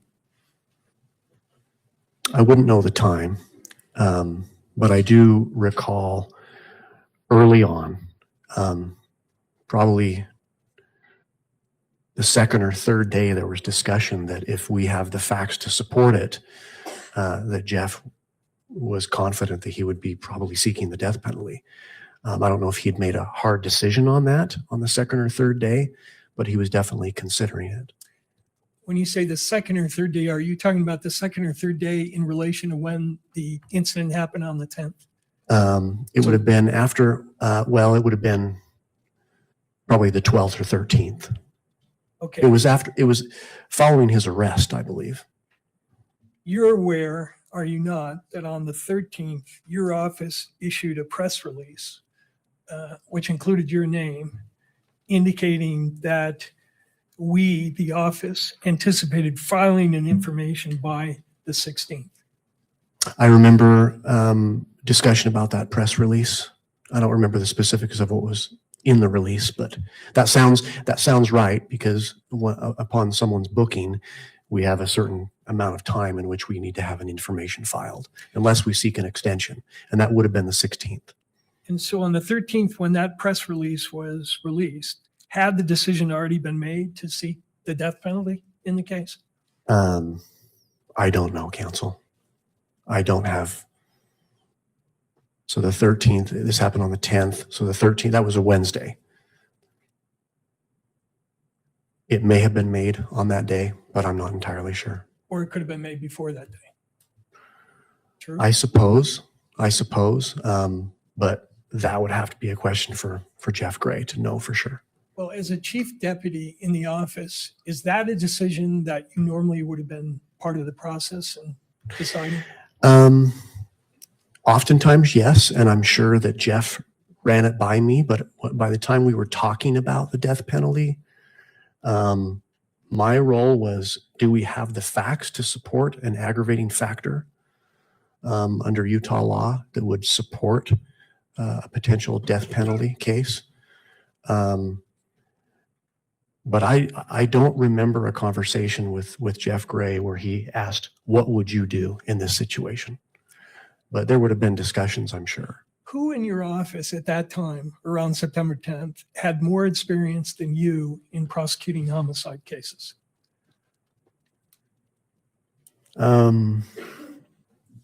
Maybe Tim Taylor, who's now in our civil division. That might be it. Within the criminal division, probably no one. And had your role in prior cases been such that you were consulted on the decision of whether to seek death or not? In this case, was I consulted? Now, or in other let me cases? rephrase it. My apologies. In other cases that you have been involved as the lead prosecutor, was it routine for Mr. Gray to seek your advice as to whether to seek death or not in a case that you were primarily in charge of? Yes. And can you give me an example of where that had happened? The prosecution. Objection, relevance. Counsel, could you repeat the question that you asked? I want Sure. to make sure I'm ruling on this. The question is, can you give me, you had said there have been cases where he's consulted you on whether to seek death or not. I asked you whether you could give me an example of such a case. And that was the objection. All right. And as to relevance, Mr. McBride, I'll hear your argument. What his role has been in the past, and talking about, he's already testified he has had a role in those discussions in the past. Now we're asking what specific instances he has had involvement. I mean, I don't know. We're going to get into the facts of these cases. We need to bring this back to the question, which is, what role did his daughter's presence at the event have on the decision making in this case?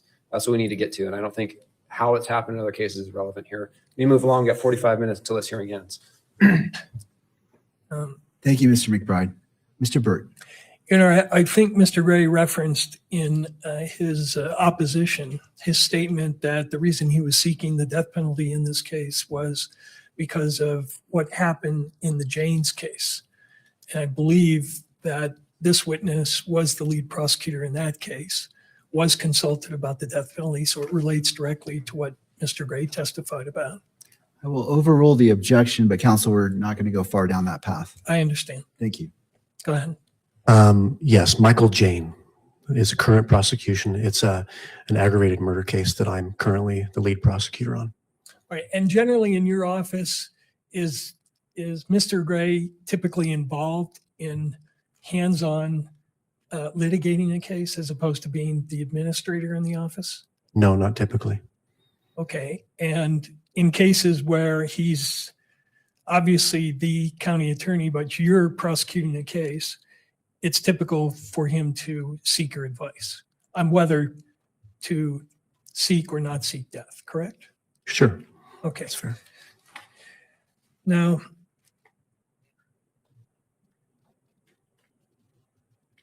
on September 16th, your office filed a notice of intent to seek the death penalty, correct? Yes, I believe it was Jeff Gray that actually prepared that notice and caused it to be filed. And what discussion, if any, did Mr. Gray have with your team regarding whether that notice should be filed at that time? I remember Jeff expressing to us that the decision was made. He had made the decision that he was going to announce the death penalty, seek the death penalty in this case. He wanted to do it earlier rather than later and decided that to do it at the same time we charged the case. And so I don't know if it was filed. I think it was filed a few minutes or so after the information was filed, but it was filed prior to Mr. Robinson's first appearance, which occurred later that afternoon on the 16th. In the opposition to our motion, Mr. Gray indicates in reference to the Jane case, quoting here, the county attorney concluded from the outset that he would seek the death penalty, but choosing to follow the convention of some, the county attorney initially opted to wait until after the prelim. Do you know what he was referencing when he referred to the convention of some in terms of what the practice was? The statute calls for, I think it's within 60 days after arraignment, which takes place after a preliminary hearing, is when the notice of intent to seek death needs to be filed. Many prosecutors wait until after a preliminary hearing to file that notice. In Michael Jane, we didn't, but it was a handful of months or so after the information was filed before the notice of intent to seek death was filed. So I think the majority of cases, that notice of intent to seek death is probably filed after the prelim. And do you know the reason for that policy, for that practice?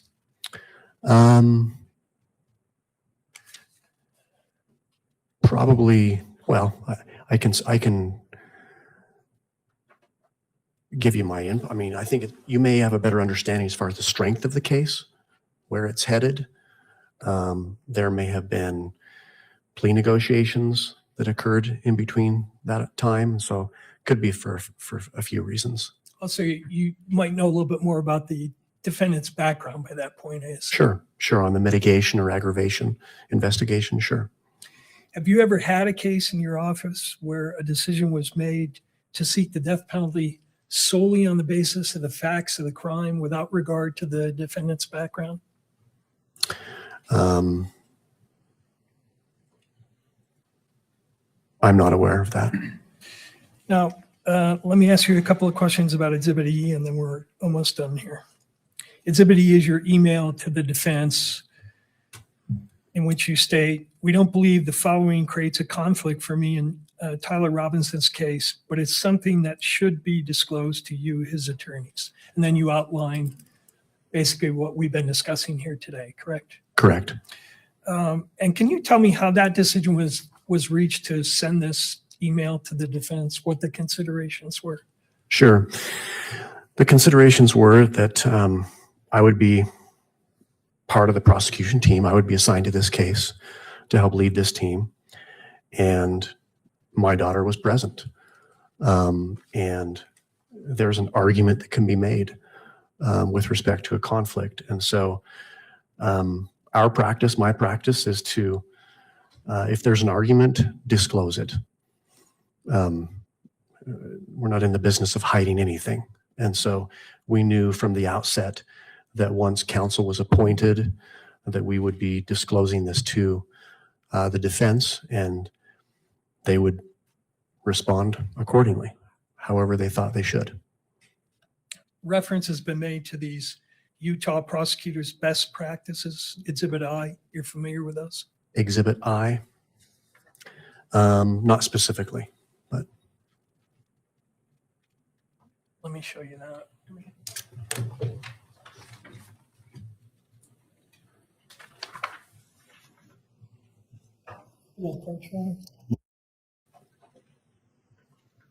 Yes.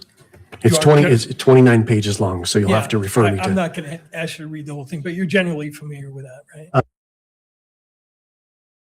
From time to time. And there's a statement in there, I'll read it to you, which says if there's close cases should be resolved in favor of disclosure in a situation where there might be a potential conflict. Sure, I would agree with that. And did that motivate your behavior here in terms of why you disclosed what you did in that email? As far as it being close, is that the question? Well, did that motivate your behavior in disclosing it? What motivated my behavior was to just act with professionalism and integrity. Disclose this to the defense. But don't mistake our disclosure, my disclosure, our abundance of caution, our professionalism, integrity to be a concession that we believe there's merit to this alleged conflict. Sure. And you realized in disclosing that the ultimate decision is really the court's, right? Correct. All right. And there's a section of those guidelines that says if a prosecutor believes that public perception of the integrity of the prosecutor's office and public confidence in the handling of the case would negatively be impacted by a potential or alleged conflict of interest, the prosecutor should consider recusal. Did you take into account that standard when you were making decisions about what to disclose and what the significance of the fact was that your daughter was present at the scene? Sure, we considered the appearance of conflict here, but when we learned and had a good grasp of what her experience was, or perhaps most importantly, what her experience wasn't, what she didn't see, we felt confident that there's just simply no conflict here. And once people become aware of the facts, there's no appearance of conflict. Now, you had made that disclosure to us on October 1st, correct? Correct. When had you conducted the investigation about the measurements? The day before. The day before. Mhm. And do you know when Mr. Gray conducted the subsequent investigation into whether you could see her position from where the alleged shooter was? That was much later. So that part of the investigation had not been done at the time you decided there was no conflict. That's correct. And similarly, no one in law enforcement had interviewed your daughter, independent of you and what we see in the text, prior to your deciding that there was no conflict here, correct? Yes. Lastly, I wanted to ask you about the email from Ms. Nestor that summarized the conversation you had with her, because you said there was maybe some clarification needed there. She said in the email, Chad is sure he talked with a few people in the office about his daughter's presence. When did those conversations take place? It would have started almost immediately after receiving her text. I spoke with Jeff Gray about that. He was made aware of her presence. within minutes after I made a phone call to Chris Ballard and then David Sturgill, I'm confident that I mentioned to them that she was present. And that email then goes on to say he definitely shared it with the whole prosecution team prior to notifying us. Is that correct? Yes, I believe so. I think we talked about this issue, and it was decided as a team that, yeah, no question, we're going to disclose this. So I'm sure it came up. And was that in one meeting? Was it in several meetings? Was it discussing it with each team member individually? Or give me a better sense of that. I don't know that I spoke with every team member individually, some of them for sure. Mr. Gray, Chris Ballard. I'm sure I had conversations with Ryan McBride and David Sturgill as well. I don't know about Lauren Hunt. Lauren is on this case as well, other than outside of a team setting. So there would have been discussions as a team and then also individual discussions. I see. Could I have one moment, Judge? I think I'm done. Of course.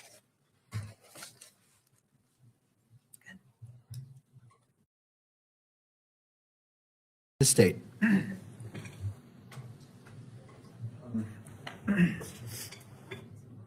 Will you please describe the effect when you learned that your daughter had been present on September 10th?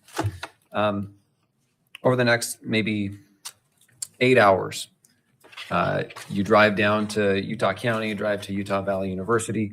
What effect, and you're interacting with law enforcement, what effect did your daughter's presence have on the discussions you're having with law enforcement, your work as a prosecutor at that point?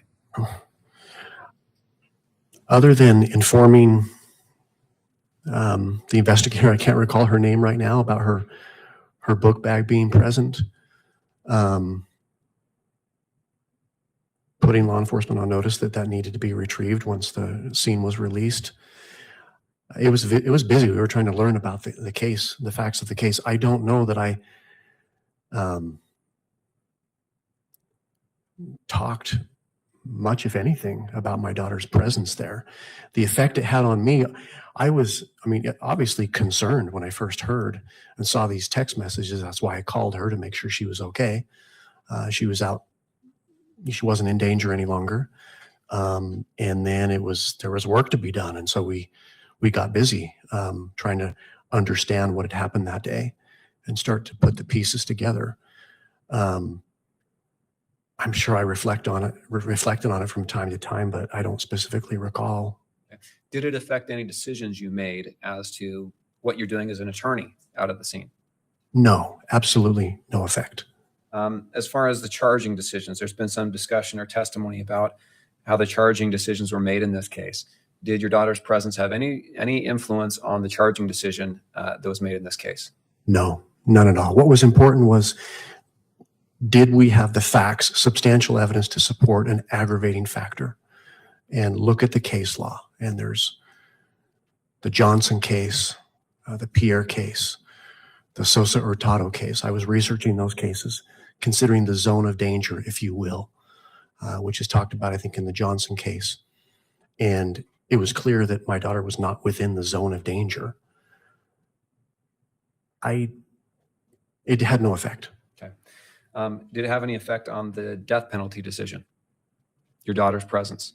Not from my perspective, and I don't believe it had any effect on Mr. Gray's perspective. Was your daughter's presence discussed as that decision was being made? No. Has it had any effect on the decisions that have been made in the prosecution of this case since? No. Now, as a father, have you monitored your daughter's condition? Sure. Her emotional condition? Yes. How well of course. And what's your understanding? How has her presence affected her? Has she had to get therapy? No, she has not. Has she had to miss work or school? No. Have you noticed a change in her demeanor or behavior at home? No. Just a moment, if I may.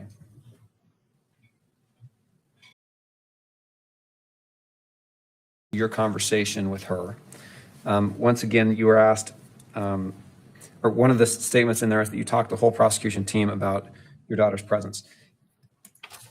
What do you mean you talked about your daughter's presence? The Just that she was there, or like, or what? And I want to ask you this question outside of the current motion to disqualify, because I know that this motion to disqualify has brought her presence into center focus. But outside of this motion to disqualify, what did you mean you told others, or you talked to others about her presence? Well, I had informed them that my daughter was there when Charlie Kirk was shot and killed. She was at the rally. And I'm sure we talked about what her experience amounted to based upon the text messages that I had received.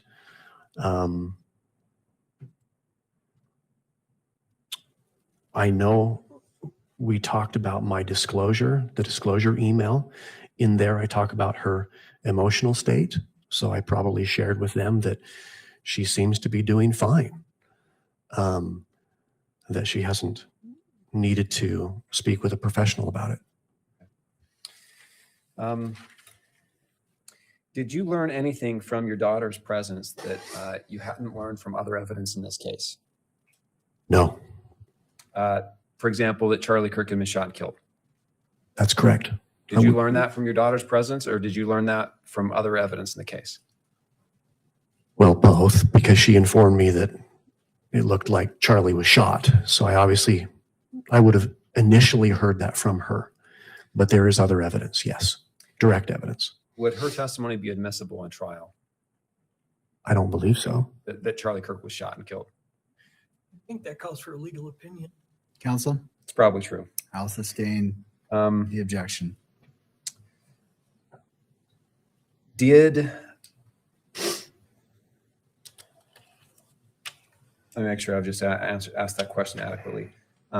Was there any information you gained from your daughter that you did not gain from other evidence that was collected in this case? No. Thank you. Nothing else. Thank you, Mr. McBride. May this witness be excused. Oh, I'm sorry, Mr. Burt. Thank you. You mentioned that the decision to seek death was based on the assessment of whether the aggravating factor was present or not, correct? Correct. And the aggravating factor is creation of danger to other people in the zone of danger. Was another put at great risk of death? Is the way the statute reads. Correct. At the time that decision was made, had you done any investigation yourself on who was or was not in the zone of danger? We, I believe, as early as the second day, and I'm referring to, I think, the 11th, walked the scene as soon as law enforcement released the scene. And I positioned myself up on the shooter's perch, if you will. And at that time, I knew, based upon the photographs, of where my daughter was. And given where the shooter was and shot and killed Mr. Kirk, yes, I would have known that she was not within the zone of danger. And nor By was the second day. And the measurements you took in that regard took place when? End of September? End of September. Okay. That's correct. And that was the first measuring that you were involved with or that you were aware of? Yes. Thank you. That's all I have. All right. Your Honor, I do have a follow-up on that. All right, Mr. McBride. I want to ask you a little bit more about that zone of danger. Were you aware of other evidence that there are other people in the zone of danger? Yes, absolutely. What kind of evidence? There was a substantial amount of social media evidence that was coming in, videos of the actual assassination of Charlie Kirk. There was the questioner that stood in front of him asking the question when he was shot and killed. There were others near him. There were people to the left and to the right of Mr. Kirk, people right behind Mr. Kirk as well. Several individuals. And that testimony and that evidence, does that come from your daughter? No. Comes from other people who recorded the incident. Is that right? Correct. Same question. Well, that's probably all we have for redirect. Thank you. Nothing else. Thank you, Mr. McBride. Anything further for this witness? No, Your Honor. May this witness be excused. Yes. Thank you, Mr. Grunander. To defense. Your Honor, at this time, we don't intend to call any more witnesses, and we would submit on our motion. I do believe the state may have a witness or two. Turning to the state.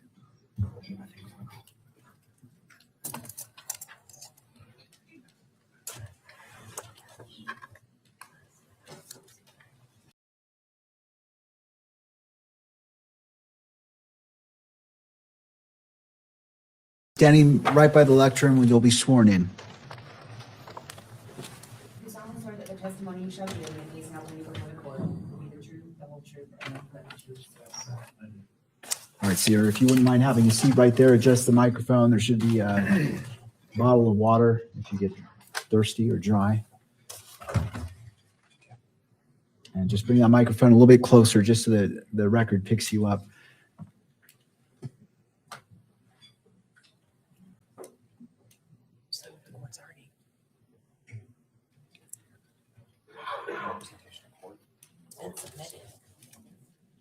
All right, Mr. McBride. Before we turn to Sergeant Hull, the state has submitted an affidavit from Agent Cole Christensen. I've just conferred with counsel. I think we're both on board that the court can consider that in reaching its conclusion on this matter today. Save us having to call him as a witness. All right, what was the proposed exhibit number for that? It's an attachment to the state's pleading, addendum C. And so how is it going to be marked? Just for record keeping for this hearing? Let's call it State's Exhibit 13. I've been marking that. All right. The state is moving that into evidence to defense. Any objection? Your Honor, I think it's already been submitted and attached to the motion, so no objection. All right. State's Exhibit 13 is received into evidence in this case. Will you please state your name? Agent Dave Hull. And what is your position? I'm an investigative agent with the State Bureau of Investigations. What is your role? Your Honor, could you ask him to move that microphone a little closer? I'm having trouble hearing Agent Hull. You need to bring the microphone almost to the point where it's uncomfortable to you. So bring it forward. And we just want to make sure the record picks you up. I want to ask you about some of the evidence collected in this case. Are you aware generally of the evidence that has been collected in this case and the investigation that has been done? I am, yes. First off, will you describe basically the scene where Charlie Kirk was killed when he was shot and killed? Yeah, the scene is essentially an amphitheater setup. Mr. Kirk's stage was set up at the base of the amphitheater. And then there are, I guess, semicircular tiers that move back up and away from the stage area, creating the amphitheater. And how many people approximately were present?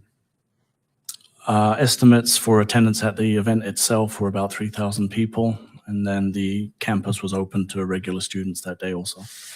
How did the State Bureau of Investigation determine who to interview of those 3,000 people? There were several processes used. There was a general request for information that was put out for people who attended the event. There was a time when people who had attended the event returned to collect personal belongings, and posters and requests were made for people to provide information. People who had volunteered information. So several different sources and several different ways that we made contact with the public. Okay. And were all of the witnesses of equal value, those that were present at the event? Essentially, yes. There were one or two who were able to provide different information, but essentially the majority of people who provided information provided confirming or repetitive information about their experience. Okay.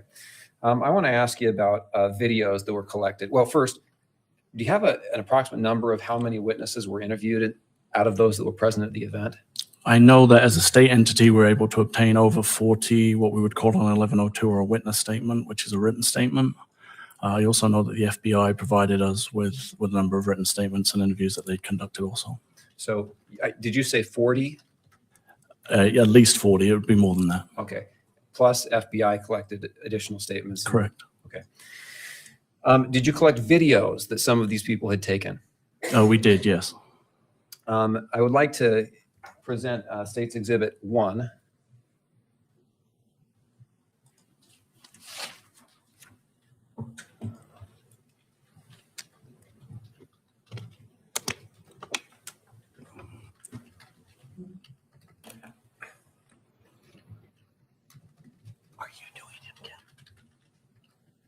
You should see it appear on your screen in a moment.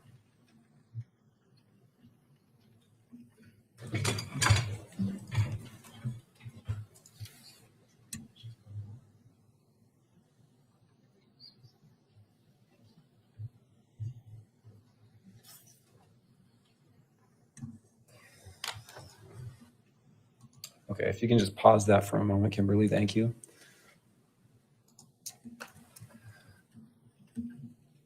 Do you recognize State's Exhibit 1? I do, yes. What is that? That was a video provided by an individual named Mr. Lyman, who was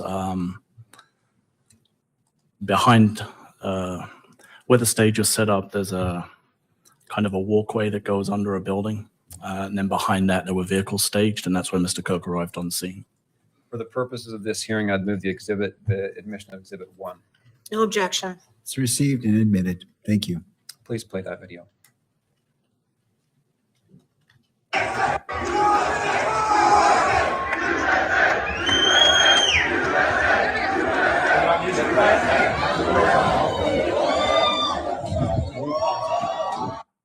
Okay, will you describe where this is we're seeing, or what we're seeing and where this video is capturing at this point? And we are at 14 seconds into the video.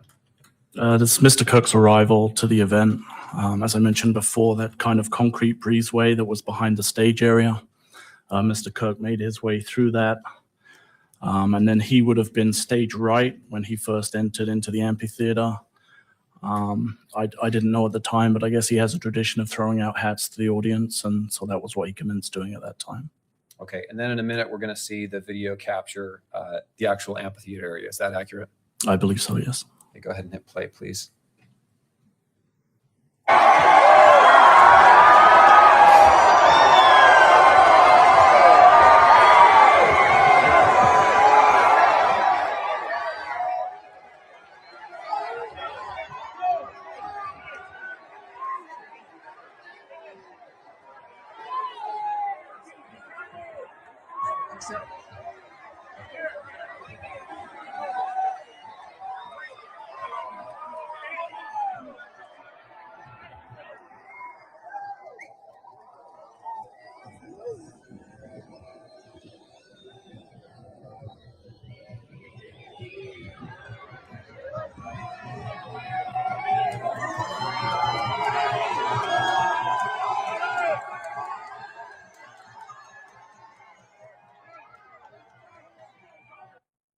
Thank you. Are there other videos that the Bureau of Investigation collected that capture the crowd in the event? Yes, there are numerous videos that were collected from individuals who had been attendees at the event, and also videos from the university itself. Meaning Utah Valley University surveillance footage? Correct, yes. Utah Valley University has a comprehensive surveillance system. And Turning Point USA, Charlie Kirk's organization, did they also capture videos of the event? They did, yes. I'd like to show you State's Exhibit number 2.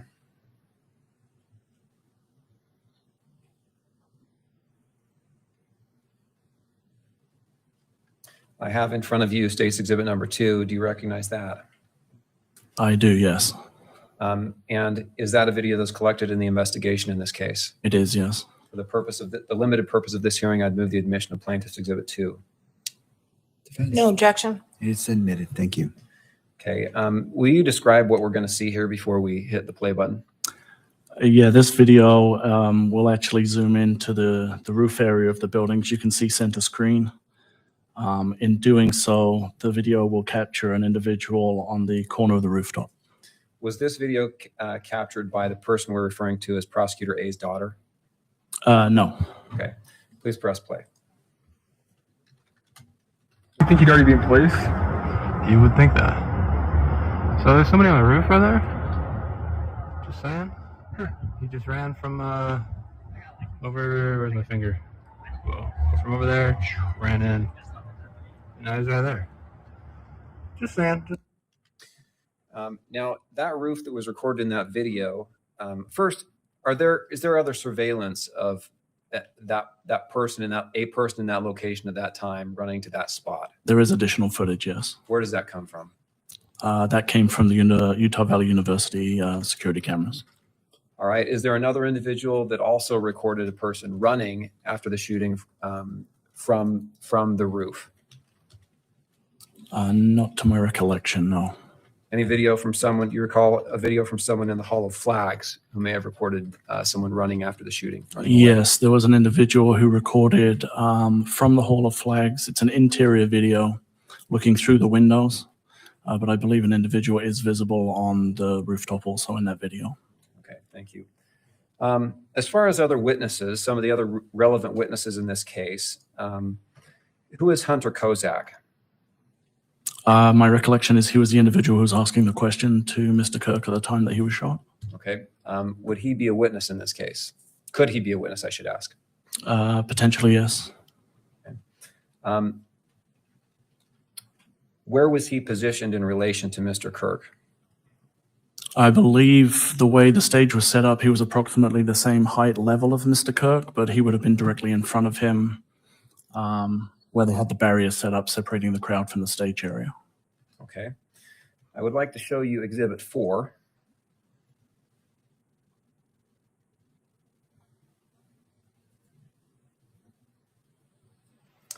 Now, Exhibit 4, this is a screen capture from a video. Do you recognize Exhibit 4? I do, yes. You remember the video from which this is taken? Yeah, it was a cell phone video belonging to an attendee of the event.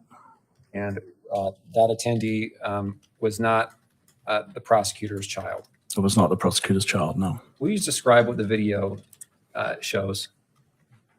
If I recall, this is a graphic video that does actually show the time that Mr. Kirk is impacted by a projectile and the subsequent trauma and reaction of the crowd.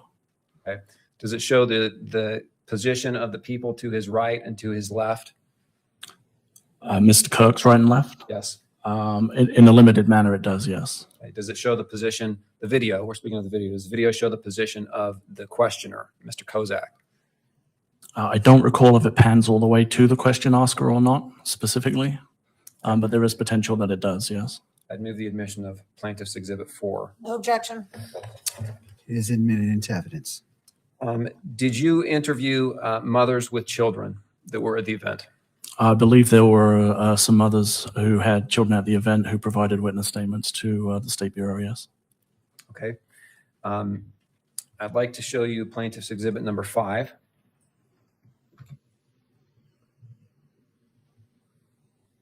Do you recognize Exhibit 5? I do, yes. And this, my understanding is this is also a screenshot from a video from Turning Point USA. Is that accurate? Yes, this was a video taken by Turning Point USA. Does this show the questioner, Mr. Hunter Kozak, in front of Charlie Kirk? It does. You can see him holding the microphone just above Mr. Kirk's head. Okay. And the video, will you describe what the video shows? From my recollection, this video also shows the point that Mr. Kirk is struck by a projectile, and it shows the reaction of the individual asking the question, along with the reaction of Mr. Kirk's security detail and those others in the crowd. Okay. I also see another, I'll leave it at that. From what you have gathered in the investigation, were you able to determine the direction from which the bullet came? Yes. And in this Exhibit 5, where would that direction have been? Essentially from straight in front of Mr. Kirk. Okay. And which side of Mr. Kirk's body did the bullet strike him? It would have been his left. All right, and finally, Exhibit number 3. Oh, I'd move the admission of Exhibit number 5. No objection. It's admitted.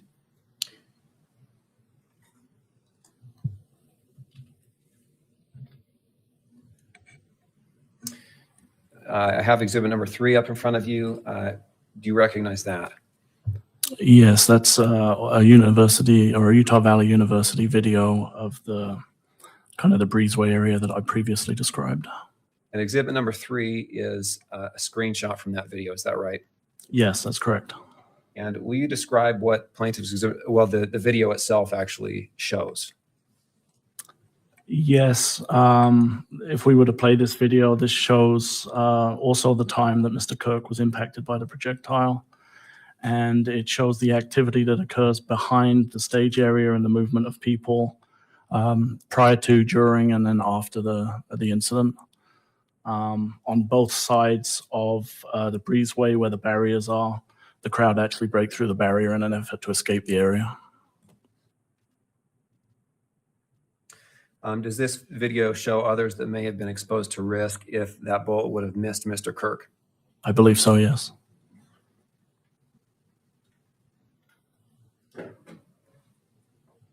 When you responded on September 10th, did you know who Chad Grunander was? I did not, no. Did you know anything about his daughter? I did not. Did you eventually learn that a prosecutor's daughter was on the scene? I did. When did you learn that? I believe when I found out, it was when the motion had been filed for the conflict argument. Okay, so prior to that, did the presence of that person, that individual, have any bearing at all in your investigation in the case? No, I was not aware of her presence at the event.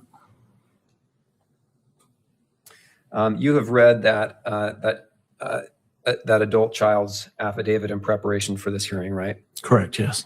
And was there anything in that affidavit that changed your view of the case or the investigation you should do? There was not, no. Was there anything new in the affidavit? No. You're here for her testimony today, correct? Correct, I was. Same questions. Anything new in that testimony? No additional information. Now, I want to ask you a little bit about the value of the witnesses as it relates to this case. Did the witnesses on scene identify the shooter? No, we did not have a witness that identified the shooter on scene.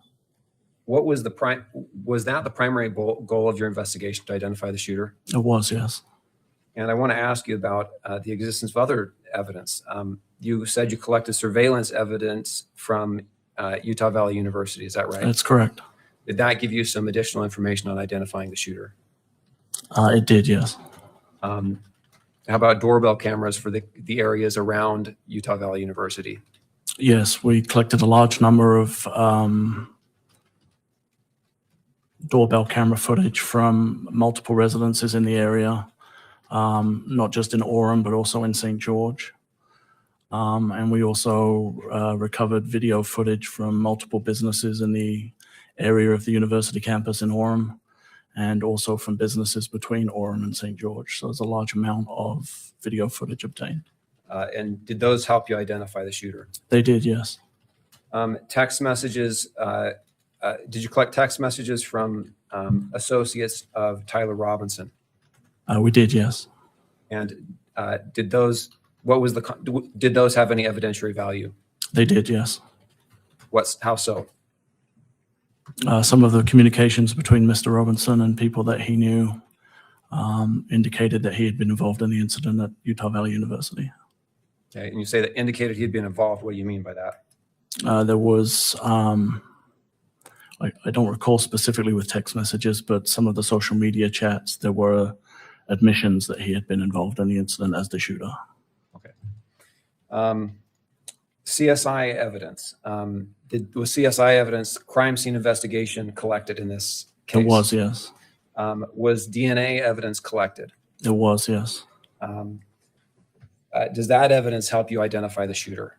It does, yeah. The evidence that was obtained did provide us with DNA evidence in relation to items used during the commission of the crime, and then they were compared to Mr. Robinson. Okay, items used meaning what? Specifically, a screwdriver that was recovered on the rooftop of one of the buildings, and a firearm that was recovered in a tree area on campus. And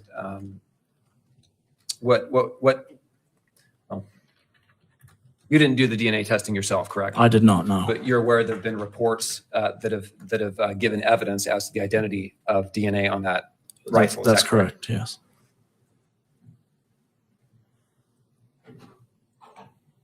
Was a search warrant on the defendant's house executed in this case? It was, yes, down in St. George. And was evidence obtained from his house? It was, yes. What kind of evidence? Kind of putting me on the spot, but if I recall, there were some bullet casings that had some inscriptions on. There were some tools that were believed to have been used to make those inscriptions. There were targets, I believe, that had been used, and also targets that had been purchased recently or just prior to the event. There was ring doorbell camera footage obtained from other residences down there. And then a number of electrical items, laptops and such that were collected as part of the warrant. You said inscriptions on some shell casings found in his apartment. What value do those have? That was relevant because the shell casings recovered with the firearm also had inscriptions on them.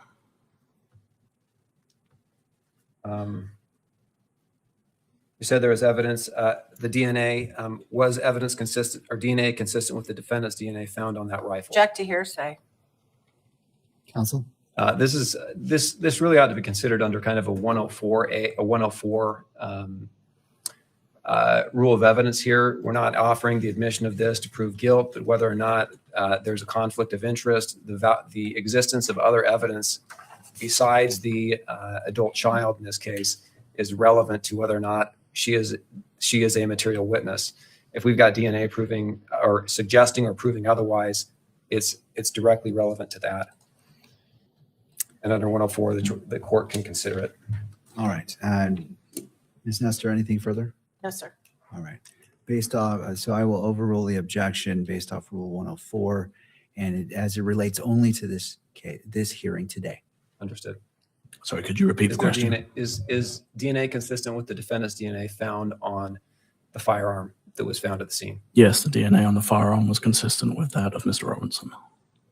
You said the etchings, there was etchings in that firearm, and that there was also etchings in rounds in the firearm. Is that what I understand? Yes, I believe the chambered round and other rounds found at the time had etchings upon them. And you said there were rounds with etchings also found on them in the defendant's apartment. Is that right? That's correct, yes. Okay. That firearm, where was that found? It was found in a wooded area just off of Campus Drive, wrapped in a black towel. Okay.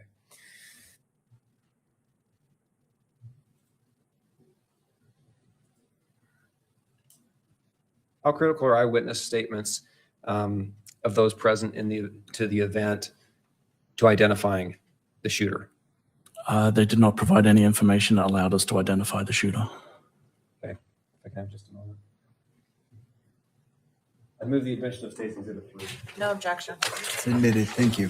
Okay, nothing else. All right. Counsel, I'll give you 6 minutes for redirects. Woo, I'll talk fast, Your Honor. All right. And I'll run up to the front. Good afternoon. My name is Kathy Nestor. I represent Mr. Robinson, Agent Hall.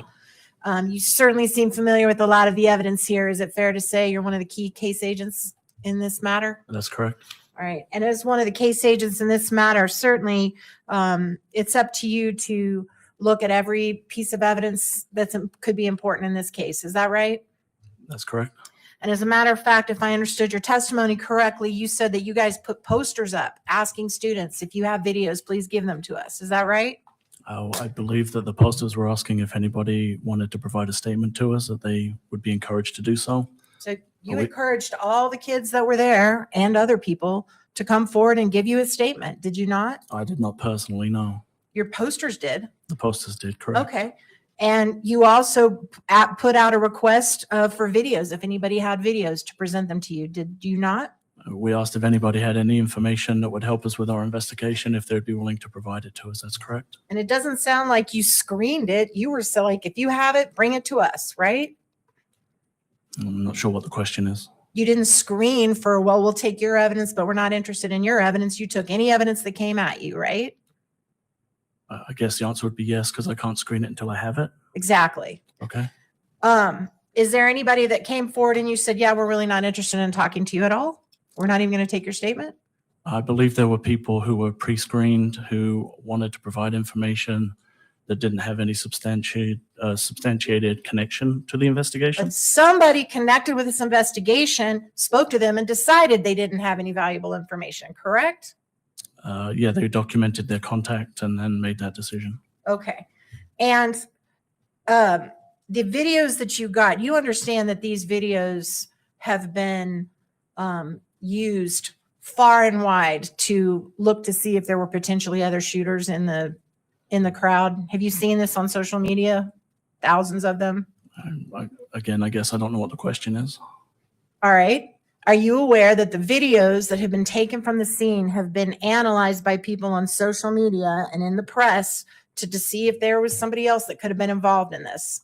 Are you aware of that? I'm aware that everybody has a theory on the case. Yes. Everybody has a theory on it, right? Mm-hmm. So wouldn't you think it would be fair to say that any video that was taken there that could one way or another address whether those theories are good or bad, or whether your theory is good or bad, you guys should at least take a look at them? Fair?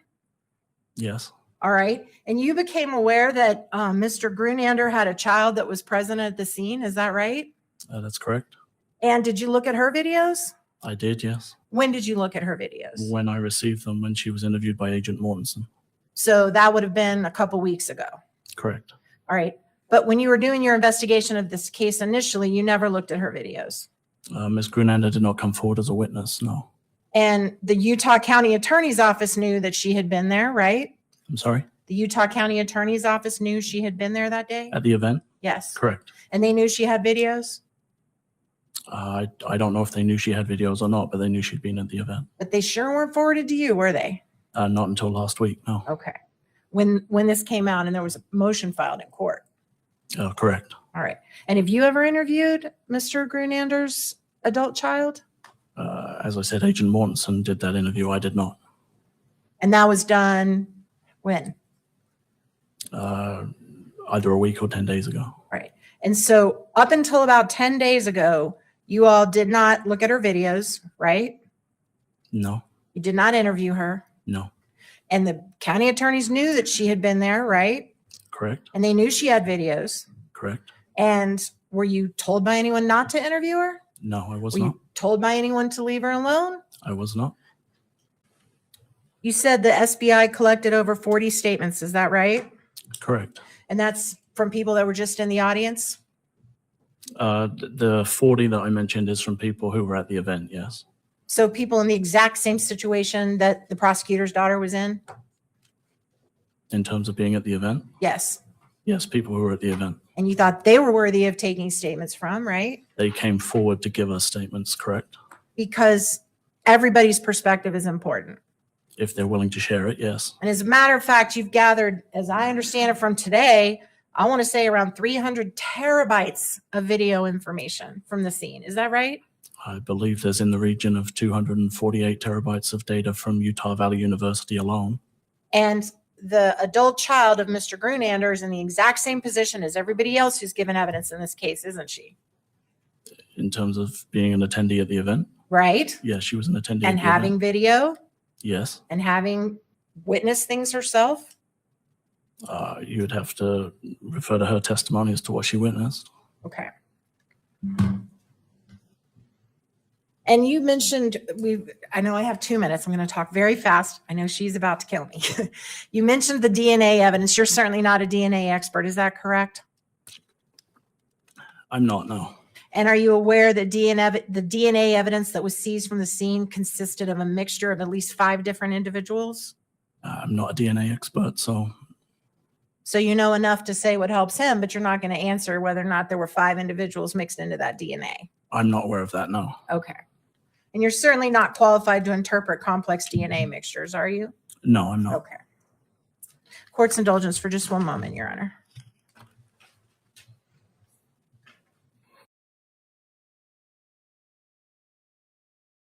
Six minutes. Ms. Nestor, is there, I know I gave you that 6 minutes. Is there any other questions that you feel you need to ask? Thank you for asking, but I think I'm done.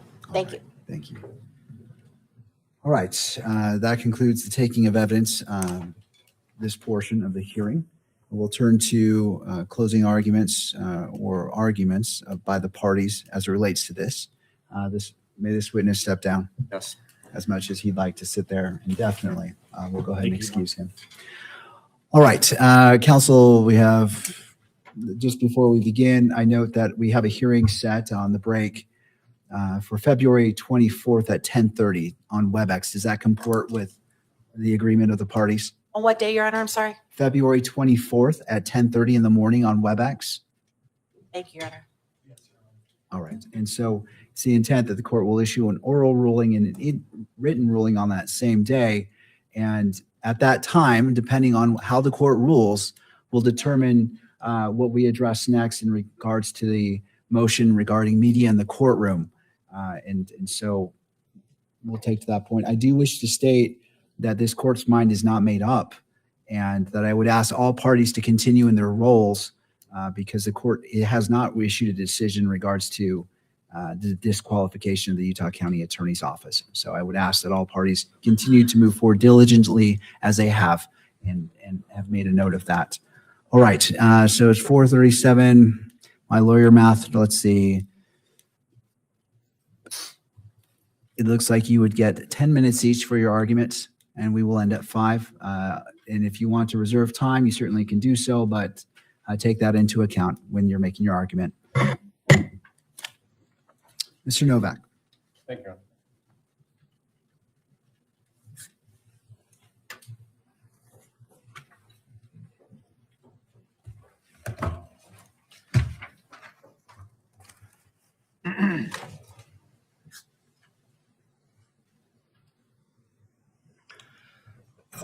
Your Honor, there are legal issues and there are factual issues that we think that the court needs to look at very closely.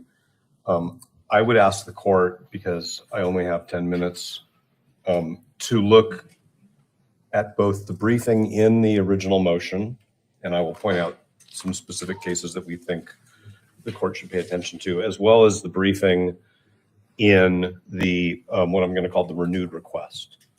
And they're both informative. The briefing in the renewed request doesn't just go to the question of should this court encourage, that's the language that the statute hints at, the state attorney, the county attorney to refer this to the attorney general, but it also refers to when a trial court does or does not abuse its discretion with respect to recusal. The last witness, and I'm gonna just go with the principle of recency here. The last witness's primary purpose was to focus on this question of whether the adult child student at UVU is what the state has referred to as a material witness or a critical witness. And that is actually either intentionally or unintentionally a distraction from the real question here. This is not a question of whether, in order to prove its case, the state needs to call as a witness a family member of the prosecution, okay? That could, in another situation, be a source of a conflict. But the issue here is that the most experienced and most senior prosecutor in the office, other than the elected county attorney, Mr. Gray, should have been walled off from this prosecution until this court had an opportunity to consider whether disqualification is necessary. And it is important to note a couple things that Mr. Grunander said. One of them was that he'd never seen, in his experience, a decision to seek the death penalty made without regard to information about the accused. And there's a hint there that there was an emotional response to Mr. Kirk's death, which there's a strong implication creates an appearance of impropriety. And so this court doesn't have to make a finding that there's a conflict of interest, an actual conflict of interest. What the standard says, and that's the standard that Mr. Gray read into the record from the organization of Utah prosecutors that he's the president-elect of, which refers to the public perception of the integrity of the prosecutor's office and the public confidence in the handling of the case. Okay, so that was standard 1.3-3C. The failure of Mr. Gray to at least temporarily wall off Mr. Grunander, to seek guidance from any other prosecutor, ethics expert, the court, the state bar, people who are leaders or members of SWAP, the Attorney General's office, demonstrates both a very and an inappropriately casual approach to this issue. And it also demonstrates that what Mr. Gray did is he put his need for Mr. Grunander to lead this case ahead of the ethical consideration of whether that might create an appearance of impropriety. Not an appearance in Mr. Gray's opinion, not an appearance in Mr. Grunander's opinion, but an appearance in the public eye. And that's actually your honor's project, if I may, is to determine what a reasonable member of the public would think of this scenario. The other thing that is important here is that we are dealing with a proceeding where the Eighth Amendment to the United States Constitution and the parallel constitutional right in Utah require, and this court has heard it already, and the court's going to hear it over and over again, a heightened standard of reliability. This is not just a court proceeding, and it's not just a criminal proceeding. This is a capital proceeding, which is at this point in time sort of almost the only proceeding where the Eighth Amendment comes into play. And so this court needs to view the appearance of impropriety under this heightened standard of reliability.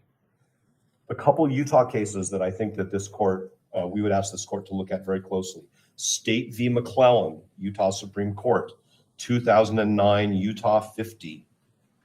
State v. Cater, C-A-T-E-R, 2014.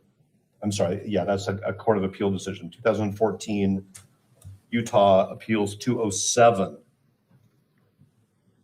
Mr. Gray should have implemented a firewall, and he didn't. And that has created this problem. And then what we see is isolating Mr. Grunander's daughter from the investigation, isolating her in some way so that she hasn't provided a statement, she hasn't provided videos until we bring this issue to the court's attention.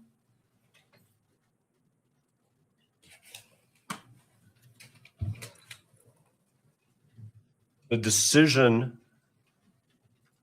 as to what charges to file, the decision as to whether or not to seek the death penalty should never, ever have been made in consultation with Mr. Grunander, even if he's the most experienced homicide prosecutor in the office, even if he has one of the longest tenures, and even if it's Mr. Gray's ultimate decision. Because now we don't really know, and the court doesn't know, and the court just can't defer to the prosecution. That's the whole point of the court having the supervisory power over this issue. What influenced Mr. Gray? I would also point out that Mr. Gray did not disclose until asked, while under oath, that two members of his faith community were also present there. That was not disclosed to us when he found out about it, and that he has a relationship with the family of some young person who was also negatively impacted. This line of sight analysis, this PIE that has been diagrammed is not the question. That is not the question. The question is whether Mr. Gray should have isolated the prosecutor whose child was there, and I say this with all due concern and respect, could have been injured in any number of ways. People could have been hurt leaving the scene. And I'm not saying that in any way to minimize the effect that that experience had on Mr. Grunander and his family. I think, as I said in court last time, I've been through this where I learned that my child is somewhere where there was a shooting. And until I knew my child was safe, that was, an overwhelming emotional experience. So the problem is that Mr. Gray approached this in an incredibly casual way. There isn't a single memorandum, he testified to this, documenting the process of whether there's an actual conflict or an appearance of conflict. The mere disclosure of it to us and us bringing it to the court does not wash this clean. That is our concern.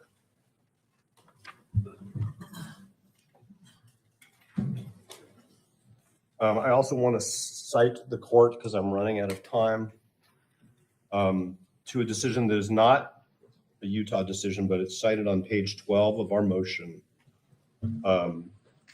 which is Tate, 925 Southwest 2nd, 548, a Tennessee decision,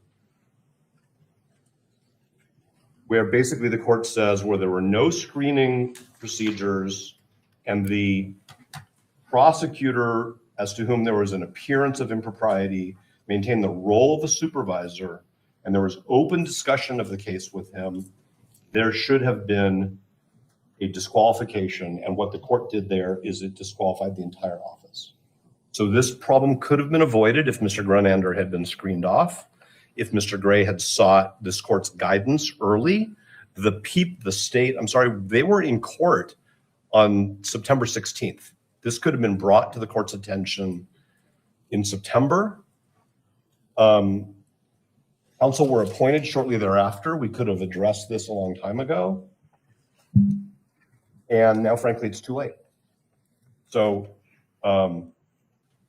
we understand that there is pressure on the judicial system to move this case expeditiously.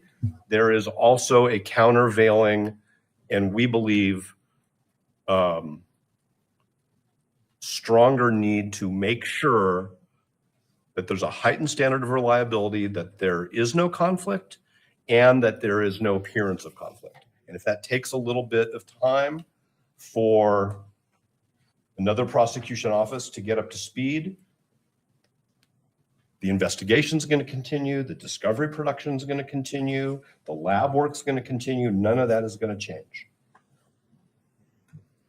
So we would ask the court, I'm not reserving any time in rebuttal. I'm going to ask the court to grant the motion, both parts of it, which is to make a finding that Mr. Grunander should have been walled off and that Mr. Gray's failure to do so, and sort of the casual way that Mr. Gray approached this whole thing, requires, unfortunately, the disqualification of his office and the appointment of a new group of prosecutors to be responsible for this case. The case will continue. What we are asking the court to do today does not in any way change the fact that Mr. Robinson is charged. He's charged with an aggravated homicide. We all have to deal with that, but we have to deal with it in a way where there is no question that the decisions that have been made or decisions that will be made in the future, which is some questions that were brought up to Mr. Gray by his own counsel, and the public's confidence in the outcome of this case are tainted by what should have happened and did not happen. And I appreciate the court's time. Thank you, Mr. Novak. To the state, looks like Mr. Novak took 13 minutes. I'll I pay will give- you back later. Thank you. To the state, I will afford you that same time frame. If you want to take all 13 less, I'll leave it to you. I know everybody in here is going to blame me if they don't leave at 9, which is 5 o'clock. So the reality is, Your Honor, the adult child is not a witness here. She didn't see Charlie Kirk get shot. She didn't record him get shot. She didn't see his wound. She didn't see him get carried off. She's just not a witness. And as a result, there's really no conflict here. Now, I understand that conflicts go beyond just that, but most of the cases that we look at where there's some kind of conflict are where there's confidential knowledge that has been obtained by the prosecutor, right? A defense attorney becomes a prosecutor and now has confidential knowledge about that person, right? That's the typical conflict we see. Has some kind of proprietary or financial interest, right? That's the kind of conflict we usually see. Occasionally there are personal conflicts, but there's a lot of good case law that talks about what kind of conflicts constitute that personal interest. And I think the best case law on this is cited in our opposition to the renewed motion to refer the matter. And in that case, State v. Newman, the court found, this is a Missouri case, the court found no conflict of interest in prosecuting a defendant for murder, even though the prosecutor had done business with the victim, knew him personally, and served as a pallbearer at the victim's funeral.